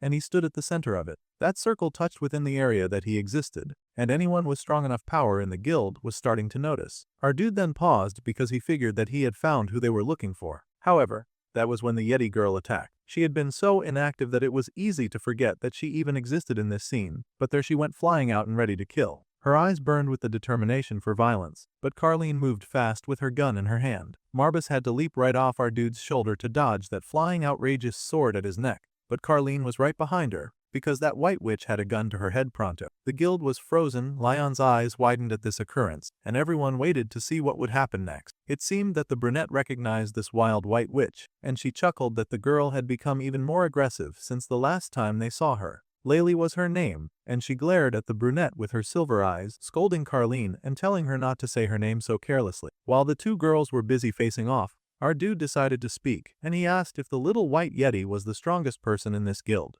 The girl glared and said that she had not permitted him to speak, so she did not want to hear any words from someone that she had deemed to be her target. Then, she asked who he was. Marbas smiled, noticing that this new girl might be even more dangerous than the two behind him. However, the main character just gracefully introduced himself as Lyon von Marbas. He was the young heir of the Marbas family. That was what others called him anyway. Back at the house, the wolf was stalking and monitoring the area, and all of the odd guests had been invited home, so they were all having a cup of tea together. The lady sipped her tea, saying that she had heard that the head of the Marbas family had changed. However, she had not expected the next head to be a young child. Well, the boy's magical talent was undeniable. Even the brunette could vouch for that. However, Laylee wondered why a nobleman would join such a shabby adventurer's guild. Richel just laughed that the boy had his reasons. Also, the white girl thought it was strange that he was also traveling around with a demon on his shoulder. She felt like he was very weird indeed. Marbas did not take too kindly to being called weird, and he yelled that she should apologize immediately for calling them names. The black cat had finally come to its senses after a long time, and the demon hissed about it. While those two were bickering, the main character just explained that he was in massive debt. He needed money, and they told him to join a guild to make some. So he did. An adventurer's guild that anyone could join anonymously was about the perfect place for a noble man trying to make legal cash without drawing too much attention. That was why they had chosen the Infinite Lotus. There was no reason not to accept him. It seemed that Lyon was already auditioning for the role, and he was speaking to the guild's owner, so he really needed to be on his best behavior. The head of Eremite even asked her to give him a chance. Well, they both spoke pretty strongly about that weird emo teenager, so she was about ready to consider it for a while. However, she wanted the boy to know that he could die on certain missions. He said that he already lived pretty close to death, so he was not very bothered about that one. Plus, Richel had told him all about it. Not repaying the lunatic's debt would be an even worse hell, so he would rather risk his life and earn money than endure a hell worse than that. The white-haired girl did see the truth in his words as she knew what her violent brunette friend was like. That was undeniably true, so she would be giving him a chance after all. First things first, she tapped a round spherical white thing, and then spread some magic on the table in golden lines. The magic expanded around her, and Lyon watched as the things appeared in his house. It was amazing, and he admired it for a moment. This was a type of teleportation magic. It was a fairly advanced spell, but it seemed the white girl had simplified it. She seemed to be quite a capable mage, and that earned her some respect from the demon. Many soldiers stood at attention in the halls as the magic sparkled around them, and they all waited to see what would happen. The head of the guild stepped forward, saying that the content of this test was very simple to follow. Among these stadies, only one of them possessed real mana. Our dude just had to find it, and he had a total of 30 minutes to get that done. If he failed within the time limit, he would have to return to his family. Then, she asked if he was still going to try. Bro had very little of a family left. His household was made up of adopted monsters and a few loyal servants. In summary, he had very little to lose, so he was going to go ahead and give it a try. So, the test would start now, and she told Carlene to prepare the house glass. The brunette sighed that it was such a hassle, but she got to work doing it anyway. She was only going to help them out this one time, and she wanted them to know it.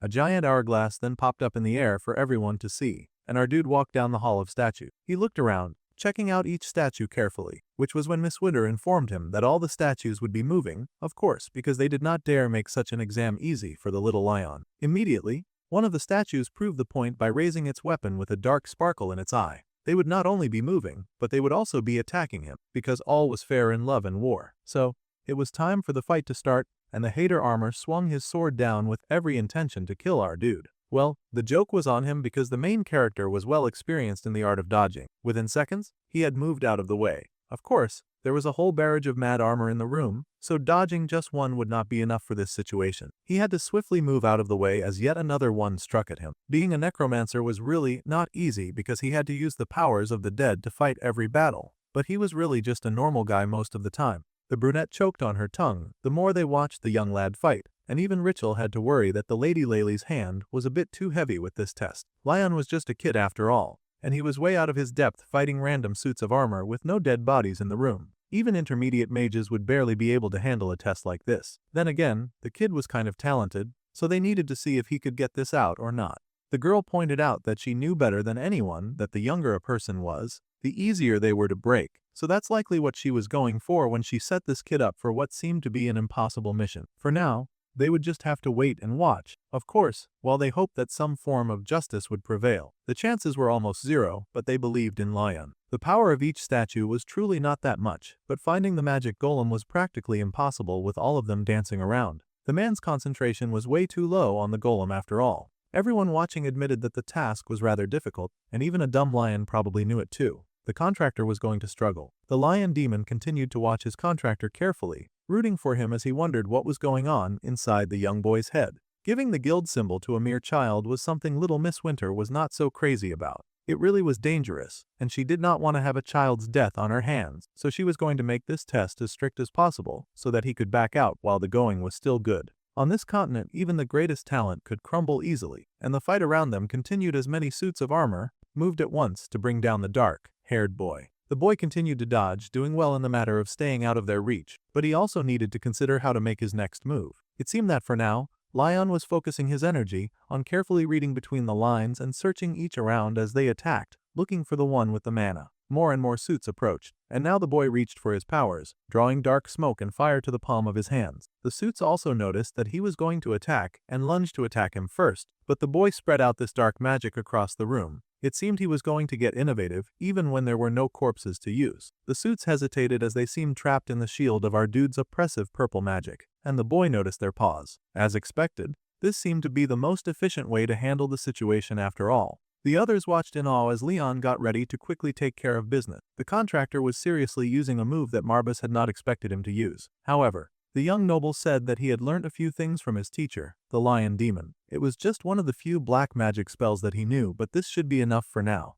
With that, in the sky he summoned pointy arrows and weapon, aiming them at the suit of armor. The young boy summoned a dark spear and unleashed it upon his enemies like a conqueror wiping the world away. The others stared in awe at his use of the power, and some stared, looking very impressed and proud of him. The dark spear that they all knew and loved had appeared. Those spears were not even the regular, sized ones either. They were lanced and ready like they were made to hunt and bring down giants. It seemed our child may be little, but he was a heavy hitter when he really put his mind to it. Instantly, those suits got crushed in a landslide domination effect. They got brought down like they were nothing more than cheap cannon fodder. It must have been rather distressing to the suits to go down like that. The pebbles fell around the rubble they created, and our dude was left standing around and looking down at all the defeated foes. The lion demon was pleased, of course, to see his adopted child conquering and destroying all sorts of evil foes. He figured this guy was kind of crazy, but his mana mount and control were definitely outstanding. Still, the Lady Carleen reminded the room that the purpose of this test was to find the one suit that had mana. Destroying everything was not going to solve every problem after all.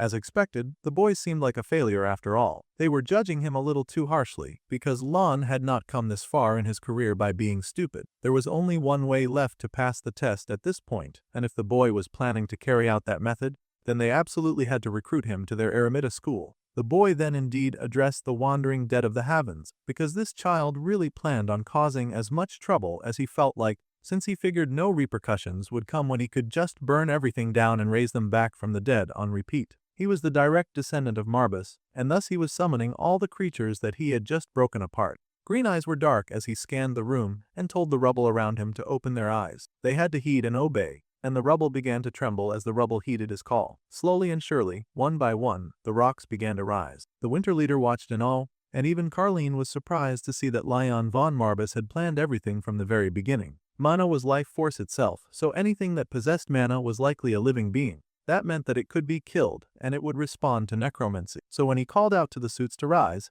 the only one that stood was the one that had mana remaining. Killing his problems to solve his problems was definitely a unique approach to doing things, but the kid took his wins where he could get them. Still, they could not believe he was able to pull this off since it was difficult for a lot of other people. The blue-haired man grinned and figured that they had encountered someone far greater than they had imagined. He did not want to admit it, but the boy was really impressive. They had thought for sure that his mana alone was already interesting. But now they found that he was also a quick thinker who could do all sorts of amazing feats. The white girl was still rather perplexed, and she had to ask the boy how on earth he was able to do stuff like that. The boy just simply said that he killed it and resurrected it, like it was easy. The girl had to ask what made him come to such a grim conclusion. Well, the boy explained that a golem was not an artifact but a creature. This was the golem that possessed mana. The girl stared at the answer to her question, and they saw that there was still sand in the glass to spare, so he asked if she had passed his test. The white girl had to laugh that this young lad was amazing. If that was also a virtue that a head of a house must possess, then the boy figured he would take the compliment. He was so odd. Since he had worked that hard,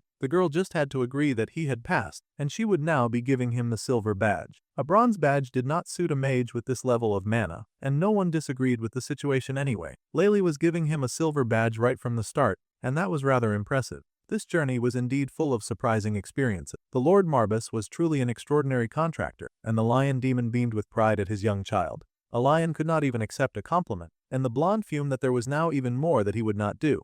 Lion just stared and watched his servant bicker. While all of this was happening, the werewolf was sneaking into the building just to be sure that everything was going well. The wolf paused when he saw the golem that had been summoned. Normally, they were called the product of magic engineering, but creatures with cores were natural beings. He could easily differentiate between an instrument and a natural being, and he beamed with pride at his young master's abilities. This was as expected of their brilliant young master. The young boy was always displaying exceptional levels of brilliance before their eyes. The white-haired girl accepted her loss, but she just muttered that this surprising teenager was an exception. She would admit that he was strong, and he thanked her for her praise. However, he asked how much he would be earning with a silver badge, because that was kind of the reason that he was joining the guild in the first place. He needed to know how much dough he could rake in, so that he could figure out how long it would take him to pay off his debt. Marbus would have at least liked it, if the boy had not so blatantly showcased their poverty by acting like that. Richel chuckled that the boy was going ahead to ask this right away, but they should expect as much. Then they informed him that his earnings would depend, but he could easily earn about 3 million per mission. Of course, with the family head's debt, he was going to need to work his way to a gold badge or be her slave forever, trying to pay back that 50 million. Lion at least understood the gravity of the situation, and he figured that they would work on that. Still, silver was a good start, and the blue-eyed school head encouraged it. It had been so long since the guild master gave away the silver badge at the start, and the old Carleen admitted it was true. For the boy's first assignment, they were going to work him like a dog immediately. His first assignment was going to start the next day, and she told him to go and rest for that day. The boy bowed and thanked his kind guild master for her consideration. The girl waved her hand dismissively, and then the ruins of the training arena disappeared from their sight. It was gone, and so was the golem that she had used for the test. They still stood, rose once again, restored to their full potential like the test had not happened. The wolf looked at the golems now, amazed at how everything was now back to normal with just one gesture from the small-looking girl. Clearly her mana level and control were beyond incredible and impressive for such a small form. Just as they suspected, that guild monster was definitely some kind of monster. The school head chuckled and turned to the lady Carleen, asking if they should start heading out as well. Later, the guild master seemed to sit in her room deep in thought as she reveled in her riches. She had a serious expression on her pale face, once again just dressed in shades of blue, as she thought about the boy and his power. She had thought that was all he had to offer, but he acted differently and then ended up passing the test in a way that she had least expected. It left her in deep thought about the person that she had just hired. Distinguishing the golem with life force was probably not a huge deal to him. Even though he could distinguish golems with magic from the start, he did not. She wondered why he had gone through all the trouble of doing things the long way around. A voice answered that the boy was likely doing all that to hide just how strong he was. She stood on her feet at this thought. A family on the border of life and death. That was what the noble family Marbus was like. It seemed that an absurd monster had appeared after centuries in that small family. However, what bothered her the most about this monster was the fact that as she looked at that beautiful moon, she could remember those lifeless eyes. Whatever Lion von Marbus set his eyes on, it seemed to be something very intense, and she wondered what exactly had the boy so focused that he would have a gaze like that. It was so odd to her. Meanwhile, Back at the Marbus household, the family was seated with the guests again. As the owner of a silver badge, his boss handed over his first mission and the boy took it from her. Unwrapping the scroll, he saw that his job was to investigate corruption involving the Pope of the Church of Arden in the city of Cilici. That was his job. Apparently, there had been recent rumors about Pope Cadon's corruption in the southern city. As long as he solved this mission, then he would get 1 million. It seemed his wages were not even up to par just yet, and he still had to prove himself around here. The lady, Carlene, complained that it seemed too difficult a task for a first mission, but the boy had earned a silver badge. The white-haired girl also was not taking any constructive criticism today. As a privilege of an exception, he had to be able to handle it. It looked like there was no room for negotiation. Well, if it helped with a quick promotion, the ritual figured that the boy should take the job. Even the tiny lion said that he was quite fine with anything. He would do it somehow. The lady warned him that if he gave up, he was getting demoted to bronze immediately, so he was clearly not allowed to fail. The boy nodded and said that he would be keeping that in mind. If possible, the blue-eyed school person was even permitted to join him. There were protests that there was no need for Carlene of all people to get involved in someone paying back the debt that they owed. However, Rachel just laughed and said that they were quite curious about the boy's skills as well. The brunette protested, asking why her opinion did not seem to matter in this absurd conversation. However, the young boy bowed immediately, saying that his father had told him that greetings came first in times like this. He was so emotionally stunted that it was rather pitiful. The Shadow's puppet body laughed that it was expected for his master to handle stuff like this. Of course, a demon needed to learn how to sway hearts to work in his favor. However, the wolf worried because their master was very young and human as well. He should not need to learn demonic tricks. The demon lion clearly disagreed, so the wolf boy just shut up about that. Anyway, the boy promised to succeed no matter what he faced because they desperately needed the money, so failure was not an option. So it was that they arrived at the church that they were supposed to investigate as soon as they could get there. There were some look-alike nuns just sitting and praying, it seemed, while the priest wandered around the church. He spotted the two, and he apologized as they looked into the bowl in front of them. One of the two daughters, Saintess of Miracles, would inherit the divine power, a blessing of the god of creation. Only one son would rise, and the other would fall. The two would then become one. Slowly, the image in the water began to change, and truly just one sun glowed within. The two girls stared with empty eyes, and one would die to become two. The girls remained silent as they stared into the bowl. The continent happened to have two main religions. Just two, no more, no less. One worshipped Arden, who happened to be the goddess said to have created the world and the philosopher's stone. The Arden church was very into angelic symbols, and they would bow to a giant statue of her every other day. The other religion, of course, served Baal and the other 72 demons, pledging loyalty to evil deities, because that was somehow allowed and fine in this territory. The demon resurrection cult looked as eerie and demonic as anyone would expect it to look,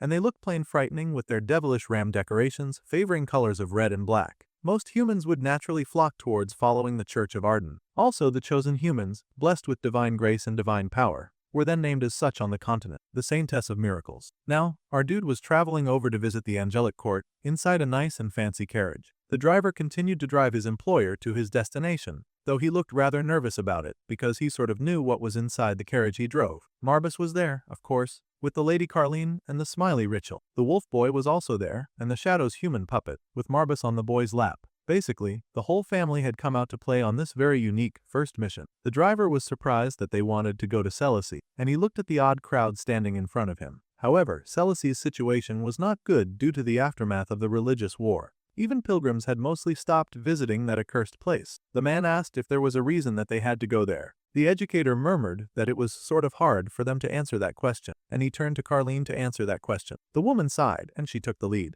Then she dropped the big bag of cash in front of the dude, letting the gold just fall around in front of the man that they were trying to hire. She believed that this would be enough to answer his question. If he did not want to take them, then they would go somewhere else. The guild did not have one coachman after all. The man was a little hesitant, but he grabbed the money with immediacy and held the gold close to his chest. As long as his safety was guaranteed, he would definitely go. The man was only going to do this for the money, but he wondered if this was really okay. Cilici was a collapsing city from the religious war's aftermath. The new cardinal should have helped the Pope, but it still fell. Thanks to the divine power, because the new Saintess of Miracles did not appear, the place was a little topsy-turvy. At this rate, the place was surely going to cease to exist eventually because Arden's blessing and divine power might vanish entirely from the continent. The man was really worried about his situation. Their task was to investigate Pope Cadon's corruption, and the teenager asked to confirm if this was really the situation and the only thing that they had to investigate. This seemed dangerous, and the wolf boy was worried. The Black Lion muttered that they were small fry anyway, and that they should not worry about the situation. Surely no one was going to get in their way at his current level. Rachel hummed that humanity had grown stronger while the little demon was sealed away over the centuries. If they got too complacent, they would surely lose, especially since they had the possibility of fighting against the Pope and all that.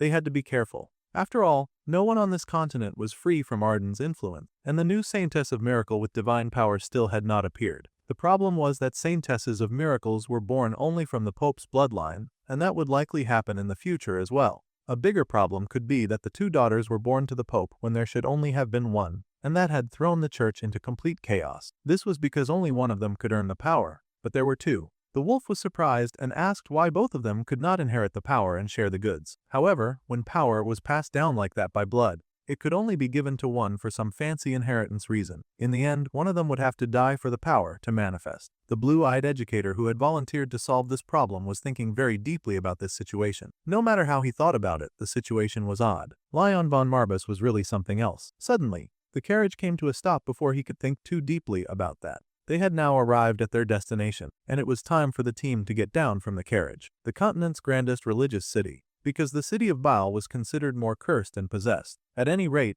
they had finally arrived at the place called Celicy. A butler walked through the halls back at the main character's house. The man pulled open the door, and he greeted the holiness. The people who had been hired had come for an investigation. The Pope wondered if these people could really avoid the royal family's surveillance. The butler assured the Pope that if they accepted the mission from Infinite Lotus, then it was quite possible. They had to make sure that this meeting would stay a secret. After all, the whole thing was just a farce to save his daughter. The group arrived looking bored and not even very motivated to be there. The butler was the first to greet them, introducing himself as Glazer, the butler who would be serving the Pope of this city. Richel smiled and explained that they had come concerning the quest that had been made to investigate the Pope's corruption. That was correct, except the butler had not expected the head of the Eremite school to come all this way to solve this minor dilemma. For Rachel to carry out the mission personally was surprising. The blue-eyed head laughed and apologized, saying that he was not the one who took the mission, actually. No, the one who would be solving the case today was the green-eyed undead-looking boy standing beside him. The butler stared in confusion at the teenager, finally asking if the boy was a bit too young to serve.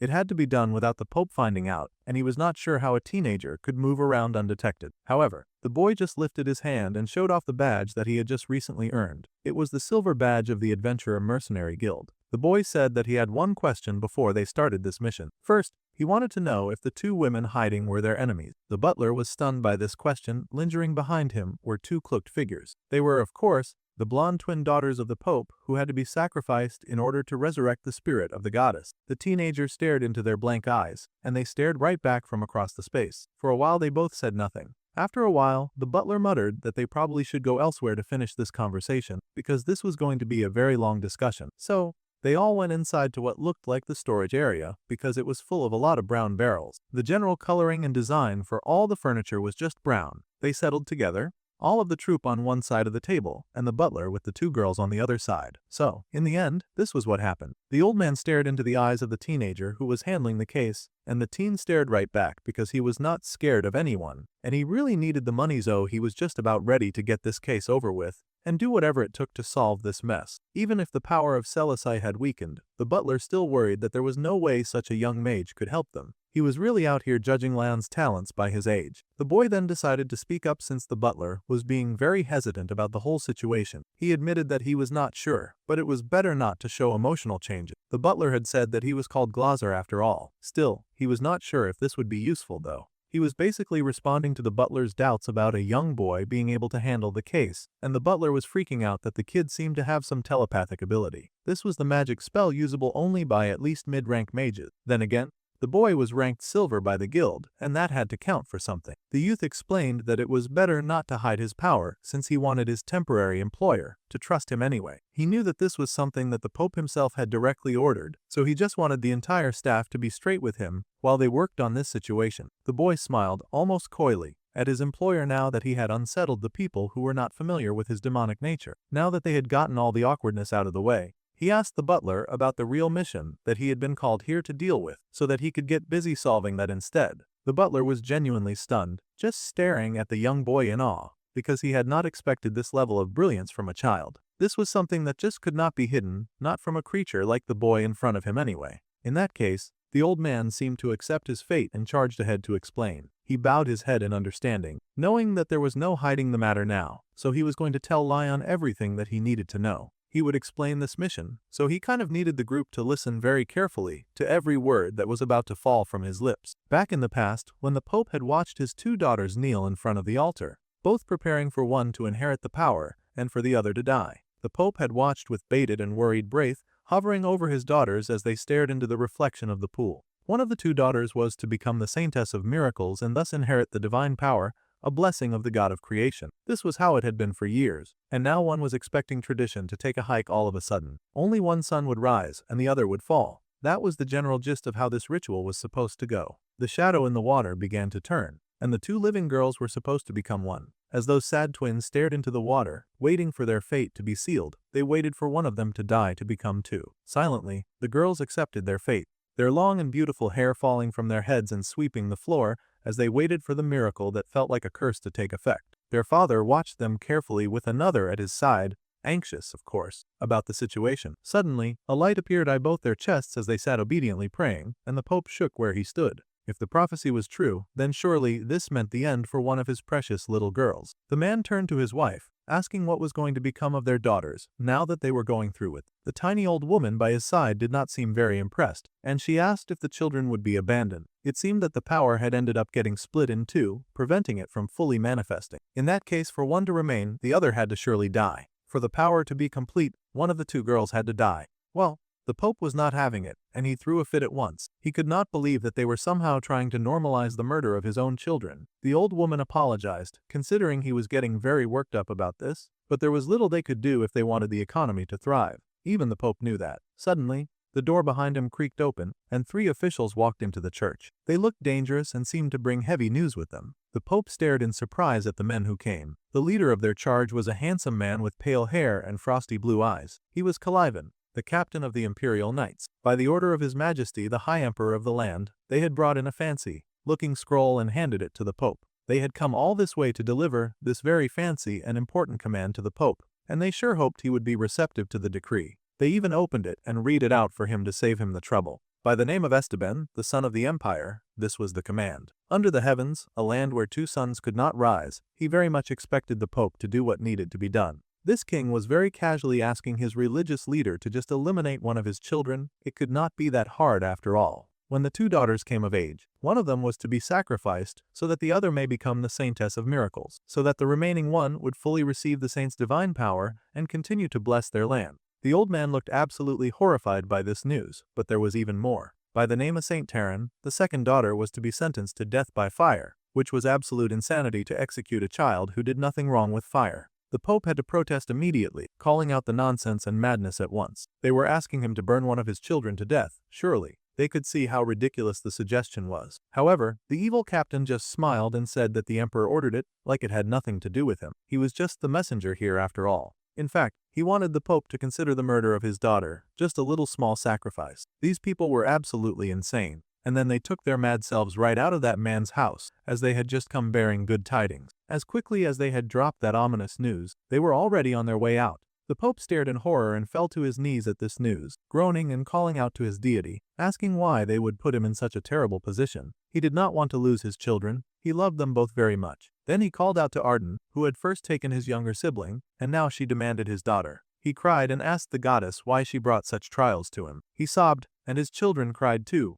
which was surprising because they seemed to have the emotional range of plastic dolls. That was what happened to a girl when they knew one of them was going to get burned to death for the sake of religion. Now, they were in the present day, and everyone had heard the gruesome tale in expectation. It was truly something nasty. The young teen was quiet as he pondered this, and the butler cleared his throat. In short, it had been over a decade since the Saintess of Miracles with divine power had appeared at this place of worship, and the Saintess born of the direct bloodline turned out to be twins. The power had been divided in half, and that needed to be corrected. In other words, this entire mission, and the reason they had been called here, was to find a way to save both the children and to stop them from getting burnt alive. The butler knew that disobeying the emperor's will was treason, but they so desperately wanted to save these 2 little girls. The teenager then said that he would like to speak to someone other than Mr. Glazer. In fact, he would prefer if the butler vacated his seat for a moment. The old man was quite shocked by this situation, but he did stand up. Then the boy stood and turned to face the twins. He got to his knees before the girls, and then spoke to them, asking if there was any of them who was willing to die. They had called a necromancer to solve this problem, and naturally he figured he would solve it in the most necromancer way possible. Marbus could not believe his student was so insensitive that he would go ahead and just ask the girls directly without explaining anything to them. The boy just said that it was the most efficient method. Of course, they were going to try, but it was likely going to be impossible to outright defy the emperor when they were not superheroes. This meant that in the worst-case scenario, one of the girls would have to die. So, he was going to go ahead and ask again because the death thing was the least of his problems, and he was being so kind to ask them on his knees like a respectful gentleman. Once again, he wanted to know which of these beautiful young ladies was open to dying as a way to solve this problem. The two girls hesitantly looked at each other because that was a very difficult question to answer. So, our guy was back to solving his problems with the power of death and decay, and he would very much appreciate it if the girls made that decision fast enough for him to kill one of them and possibly revive her. The Saintess of Miracles. The girls had been called by that eerie title for years, but they could never really think of themselves that way. They were unworthy of such blessing, and the Pope watched with horror at the demons and dark devils flying in the sky with their wings spread underneath the burning red sky. The city was on fire, and devils and monsters descended from the sky, attacking the fleeing and horrified townspeople. It seemed like a lot of chaos had occurred in such a short time. The Pope cursed, hanging his head as he wondered why, of all times, this would happen now when the Saintess of Miracles was not yet ready. They could not fight these beasts and monsters without the power of the light, yet they had to survive somehow before the fire consumed the entire city. Making a decision under these conditions was not going to be easy. Suddenly, a knight came out and saw the Pope standing at a rather dangerous position. He could get snatched up by any wandering demon, and the knight yelled for His Holiness to return to the safety of the building at once. They needed to retreat quickly before things got intense. The Pope had growled, cursing at the demons and saying that he would never forgive these monsters. Fierce determination burned in his eyes as he cursed those who had dared to forsake the will of God. They were abominations that set everything they touched ablaze. Well, later the Pope retired to be by the bedside of his wife. The lady admitted that she was truly relieved that their child could now become the new Saintess of Miracles and restore balance to the land. They had gone so long without children, and it was very concerning for the miracle bloodline. So now that they had a child, all would be well. The happy blonde woman rubbed her belly at though tough having a child for her darling and loving husband. However, the Pope was worried and called to his wife, who was named Rhea. Every role came with its own responsibility, and they were worried about their child. The Pope admitted that he was actually very afraid about the situation. He was worried that their child would end up being revered as someone else's saint and end up getting used by them. However, his sweet and gentle wife reached out to brush his hand. She held him gently to reassure him, and then told Kadon, her husband, not to worry. Their child would surely be strong, and they would raise them to be that way. They would raise a child who could withstand whatever pressure that the world threw at them, and a child that would always understand that they are loved. They would name the child Heaven, because it would mean that the child would gain the power to give all the people a life like they were in heaven. The sweet angelic woman smiled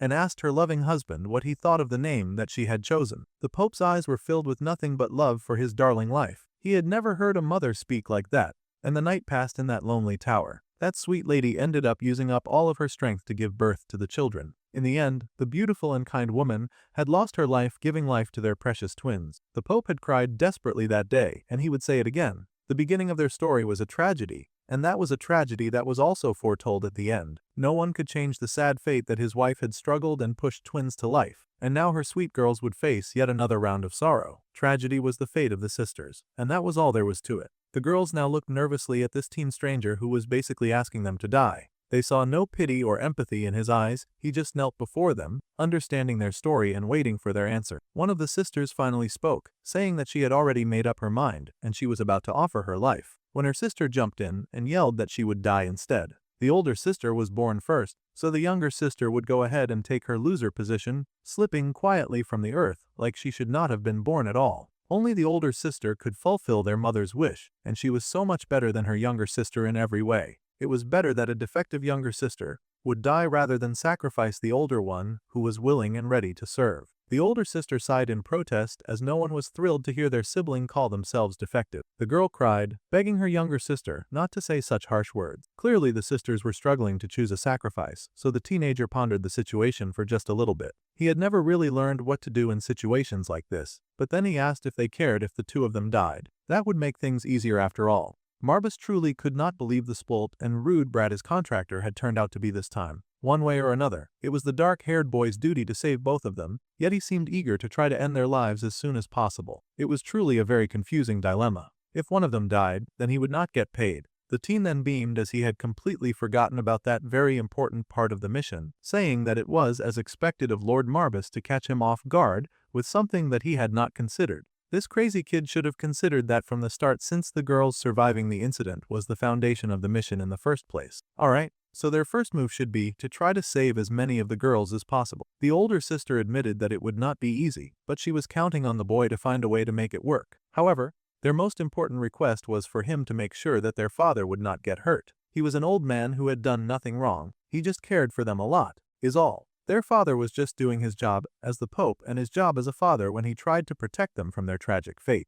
Well, the boy understood this much, but he then asked the twins to tell him in detail when one of them was supposed to get burned at the stake. It was a pretty awkward question, but the girls did not hesitate to confess that it would happen in 2 days' time. If there was no plan before then the older sister would just happily sacrifice herself to save the younger one. The younger girl protested, but the older girl had her mind made up. 2 days did not really give our dark teen much time to work with, and he wondered if there was something that could be improved. Next, he would check if there was a fundamental solution. He then turned to Mr. Rachel. The blue-eyed educator was already on his feet and happy to help. First things first, they should check the mark given to the older sister as the first saintess. The boy asked the girl to show him the mark, which was sort of situated at a rather awkward position. Then, they asked if everyone would be so kind as to leave the room, except the Lord Lion and the lady that he was trying to inspect. Carleen was really uppity about the request, of course, and she began to say that it did not matter where it was located. However, she did agree that Rachel must leave the room immediately for some reason, and the man protested,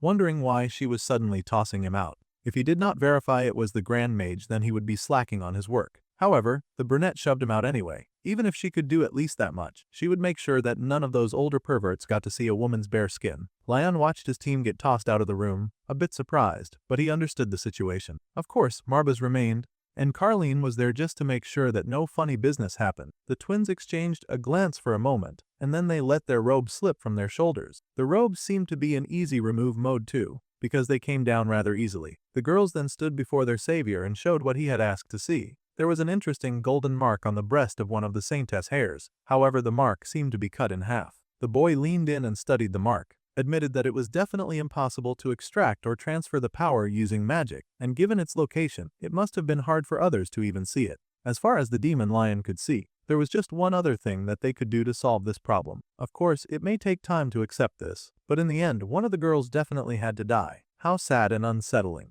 They had gone round in circles to land on the same conclusion they had started with after all. One of the two so that the power could be transferred to the other. As expected, prophecies and fate were just tearing things. Very few could escape what fate had in store for them. Fate was the kind of thing that could even end up ruining the life of two people like this, a very nasty thing. That was an expression that the lion had never seen before, and he looked curiously at his young contractor, who had his hands squeezed into a tight fist. He asked the boy if he was angry somehow, just staring at the mark that had sealed the fate of two innocent girls. Well, the royal family sat in their high chair, watching the podium where the defect saintess was to burn. The prince chosen to represent looked rather smug about the whole situation, and he smirked, saying that soon the gruesome death would begin. So, the Saint of Miracles was finally being born. It had been over a decade, and he was sure that everyone would welcome it. One woman would burn as a witch on the stake before them, and the other would be worshipped. The royal prince scoffed like it was such an inconvenience for the Pope to father twins. Because of that, they had to wait for the girls to come of age before killing off one of them. The teen lion was hearing all of this casual and dismissive talk from the royal family, and he, of course, not a fan of this behavior. He asked if saving the one who wanted to live and killing the one who wanted to die would be the right thing to do. The demon lion wondered what on earth his little contractor was talking about now. One of the twins was lying, the boy admitted, and he could feel it in their aura. Perhaps only Lion, who had touched death, could feel it, but one desperately wanted to live, but the other was truly fine with dying. That was why the boy now felt very conflicted, because what they said did not match up with what they truly felt. He was so unsure which one he should save and which one he was to kill. The lion scoffed that he had waited this long to make that decision. The teen explained that it was because no one ever told him what to do in a time like this. So it was that all the people in the town gathered to watch this special event. But the royal family was getting front row seats because their hearts were black as coal, and they delighted in nothing more than watching young innocent children burn to death.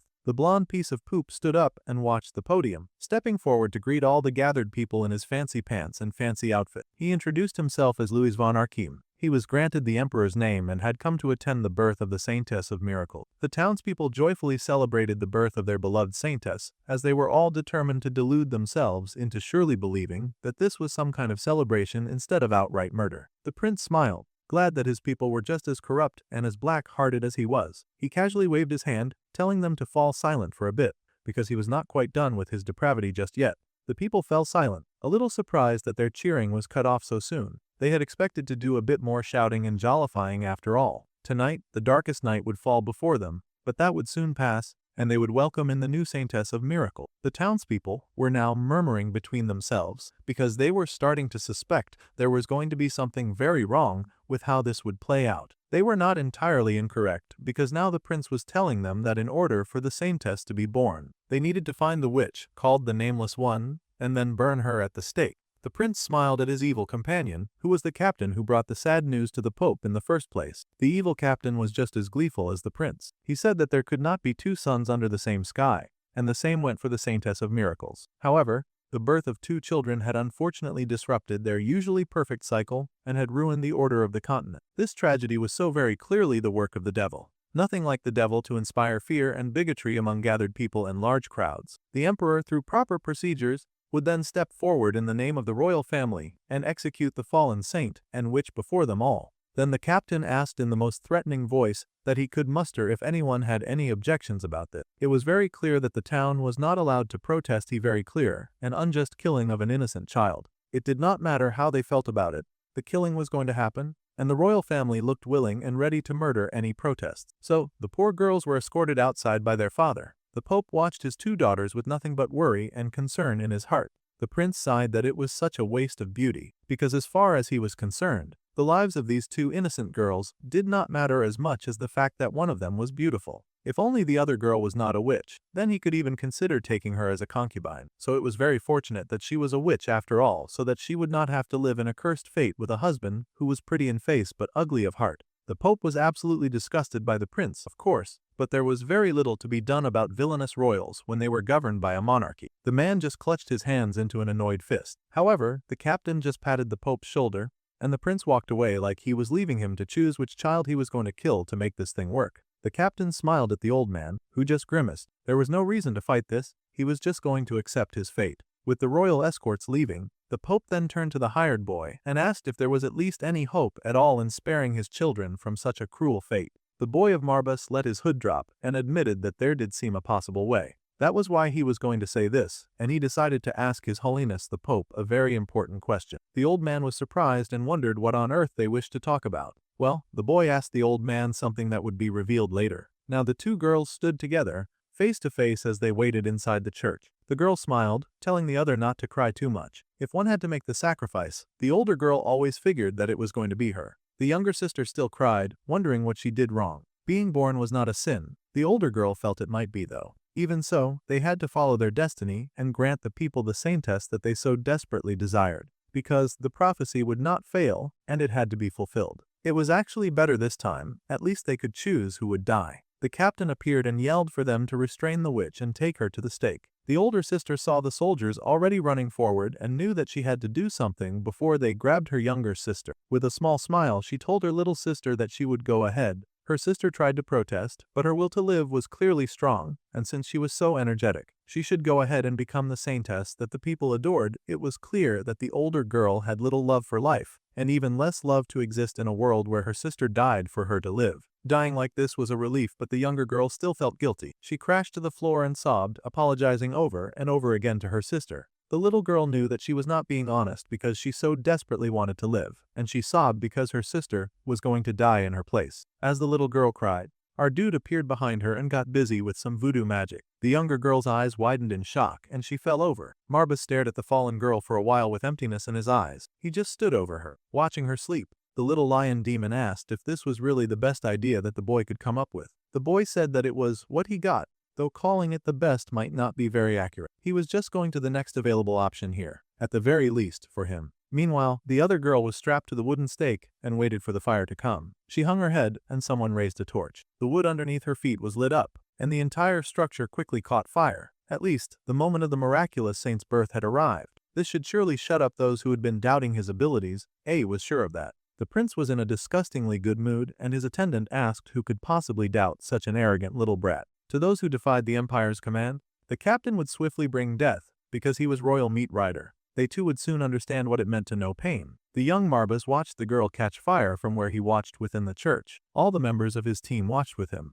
and the ones who were not demons watched with distress to see an innocent girl really burn in front of them. Still, to resort to something like that was just plain demonic. The Lady Carline asked if the young master was really okay with letting something like this happen. The education had said that if it was like this, then it was not really a successful quest. However, he was not sure if they could count this as a failure either. The young Marba's head just hoped that she was still alive, because he had a lot of work to do. He did not really know what it felt like to be a father, and honestly he did not fully understand what kind of person the Pope was either. Even so, he kind of wanted to help the Pope to save his daughter. The old man had fought so desperately till this time, even if she had to die to be saved, as long as he could see her with his own eyes and know that she was well, that was enough for him. The dark-haired boy watched that lady get burned alive, screaming as she went. He did not know yet, but perhaps one day he would understand. This indescribable feeling, that was heavy, suffocating, unnecessary, and it felt like something weighing down on his chest. It was very unpleasant. The young dark-haired hair of Marbas had guessed as much as that something like this would happen. That person who was tied to the stake and slowly accepting her fate to burn was a sad creature. It was okay,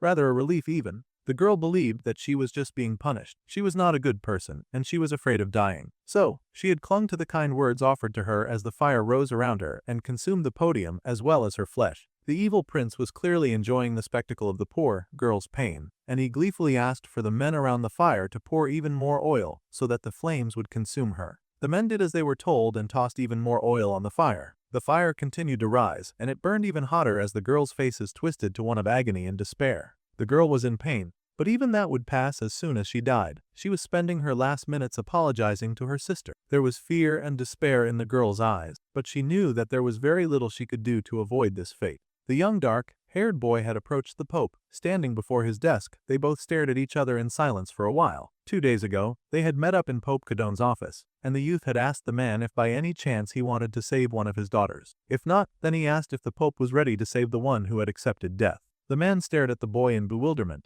asking him if there was any way to tell such a thing apart. The boy said that there was a difference, though, and no one knew of that difference better than he did. It was hard to explain clearly, but the necromancer understood the difference. The Pope lowered his head as he pondered this very odd question, unsure how to respond. However, after a while he raised his head again, speaking to the boy before him. If the boy really did have the kind of eyes that could see and understand such things, then the Pope begged for him to save his child who wanted to die. The fire consumed the podium in the present day, and the living sister watched her sister burn. She cried with tears falling down her face as the fire continued to rise and lap at the edges of the podium, hot flames licking up the fabric and wood, scorching and stealing the soft oxygen from the air. The fire was demanding and showed no mercy in its complete annihilation of that pure human life. Meanwhile, Lion hid within the safety of the corners, observing the proceedings of the execution. The boy had to wonder why something like that would even exist. There was a bit of confusion as he had not asked a very direct question and his peers were not sure how to answer. The lion demon then went ahead to ask the boy exactly what he was talking about. The youth confessed that he had no idea why the Holy One would try to save someone who wanted to die. The other blonde watched desperately as the fire continued to lick and lap the air, missing her sister terribly. It was a heavy weight on her chest to watch her identical sister die for her, and the young lion could not really understand it. However, Marbas laughed at the boy's confusion. It was a funny question with an obvious answer, of course. It was because he hoped that they could feel the weight and joy of life. The good father sought to spare the life of both of his children, and it was a pretty noble thing to do, even if the boy did not really get the idea of it. The lion demon explained that in the end, the one who would survive must carry the life of the one who died. That fact would never change. If the moment of choice eventually came, then they would have to measure how much value the one who chose to die placed on sacrificing for the one who would live. What that choice meant and who they were standing in place of, no one could understand that person better than the person themselves. The one who chose to live might never fully understand it. So, the lion went ahead to tell a story. There was a story among the scribes of the family head, and it said that the feeling of gratitude would eventually slowly fade. At some point, people started taking heroes for granted, and the continued kindness would turn into nothing but empty use. The blonde girl hung her head from the burden of the life that she now lived for, and the lion demon let out Dude know that this was the entire point. If things like this kept happening, the wolf wondered where their ranger should be directed. They were the ones who clearly did something wrong, yet those poor children were suffering for it. They had no choice. The continent needed a saintess of miracle, and no matter how capable there were, it was impossible to overtake the emperor. All eyes were on Cherish, who had now become the saintess of miracle. The singular living girl bowed her head under the weight of this new responsibility as her sister burnt to death. The fire had been going for quite a while, and finally Carlene sighed, saying that it was over now. Now that the other twin was dead, the brunette was sure that the power of the other blonde as the saintess of miracles must have been completed. However, the brunette's eyes widened, and everyone seemed to get tense when they all looked in surprise at the news that reached them. The power had not yet been completed. The poor saintess that still lived now looked at the half-Q that still glowed on her body, but had yet to transform into a fully formed vessel. The poor girl looked terrified, and her father was also extra terrified. This was a bit too much of a joke, and very quickly the sadistic prince became rather frosty. The family turned in fear to the prince, who looked like he had just swallowed 1,000 thorns because he was just burning with anger and hate energy. Even after they had gone through all the trouble of gleefully executing an innocent lady, the divine power was still not completely. That was, of course, unacceptable to the prince. He commanded that they arrest Pope Cadone and all of his followers immediately. The monarchy sure was not playing around when it came to committing blasphemy in every single way. Immediately, the Pope was seized, and so was his innocent daughter, even as the man yelled and protested. The child was clearly his daughter. Still, the prince asked if the Pope was trying to joke around with him right now. They claimed to have respected him and even given him time, but he had made a foolish decision. Oh, they were crashing out because they thought that they had burnt up the wrong person, and now they were vexed. The very close-minded prince was already calling for the poor Pope to get executed just like that. The captain was shocked. And that's how you know the prince was doing too much, because usually that guy was the prince's #1 meat cowboy. He could not believe that spoilt brat wanted to execute the Pope of the Empire on the spot. That was just too much. Besides, what if he really did hide the true saintess? Then they would never find her and the world would fall into chaos. The blonde muttered that the fact that the man had not revealed her here meant that he had something to hide. They were really taking their theory and running with it after burning this man's daughter alive. Back then, they had survived for decades even without the saintess of miracle. They would not be swayed by that kind of religion. The blonde then gave the shocked captain the command a second time. He told that shocked man to kill the Pope immediately. Calavan was stunned, however. He had been trained to obey, and despite his hesitation, he could not disobey his orders or work against his programming. He told the Pope not to resent him and that this was just the result of his own actions. The Pope was shocked and he screamed, insisting that they had truly just killed his daughter. However, they believed if that was true, then the pattern would be complete. That whole theory was a long shot because they had not even tested it since this was the first time that twins had ever been born. The Pope stared in despair, wondering if this was truly how his life would come to an end. He looked sadly as the sword was coming down, but before it could even hit him, the blonde girl before him jumped to her feet and shielded her father with her body, much to the man's horror. When that sword came down, it slashed a hard mark right through the saintess. Now the captain froze in horror, and the man shouted in horror for his child. He cried and asked his baby why on earth she would go that far for a worthless father like him. Well, the girl said that it was not just for him that she did that. She just thought that being alive would be meaningless if she did not get to truly live. That was why she had sacrificed herself for him. In truth, she had tried to find the meaning of her life, but she could not get a clear answer. So, she had wanted her younger sibling to live, telling her to run away. It seemed the one that had been sacrificed was the younger sibling after all, and the poor girl had been burnt to a crisp. Perhaps this was the divine punishment that she deserved as an older sister. Then the main character looked up, his big eyes reading the stars, and the darkness spread all through his skin. His magic power wrapped around the burning corpse of the dead girl and the body of the girl that had been struck by the sword. No matter what, it seemed that the one who deserved punishment was wrongly chosen.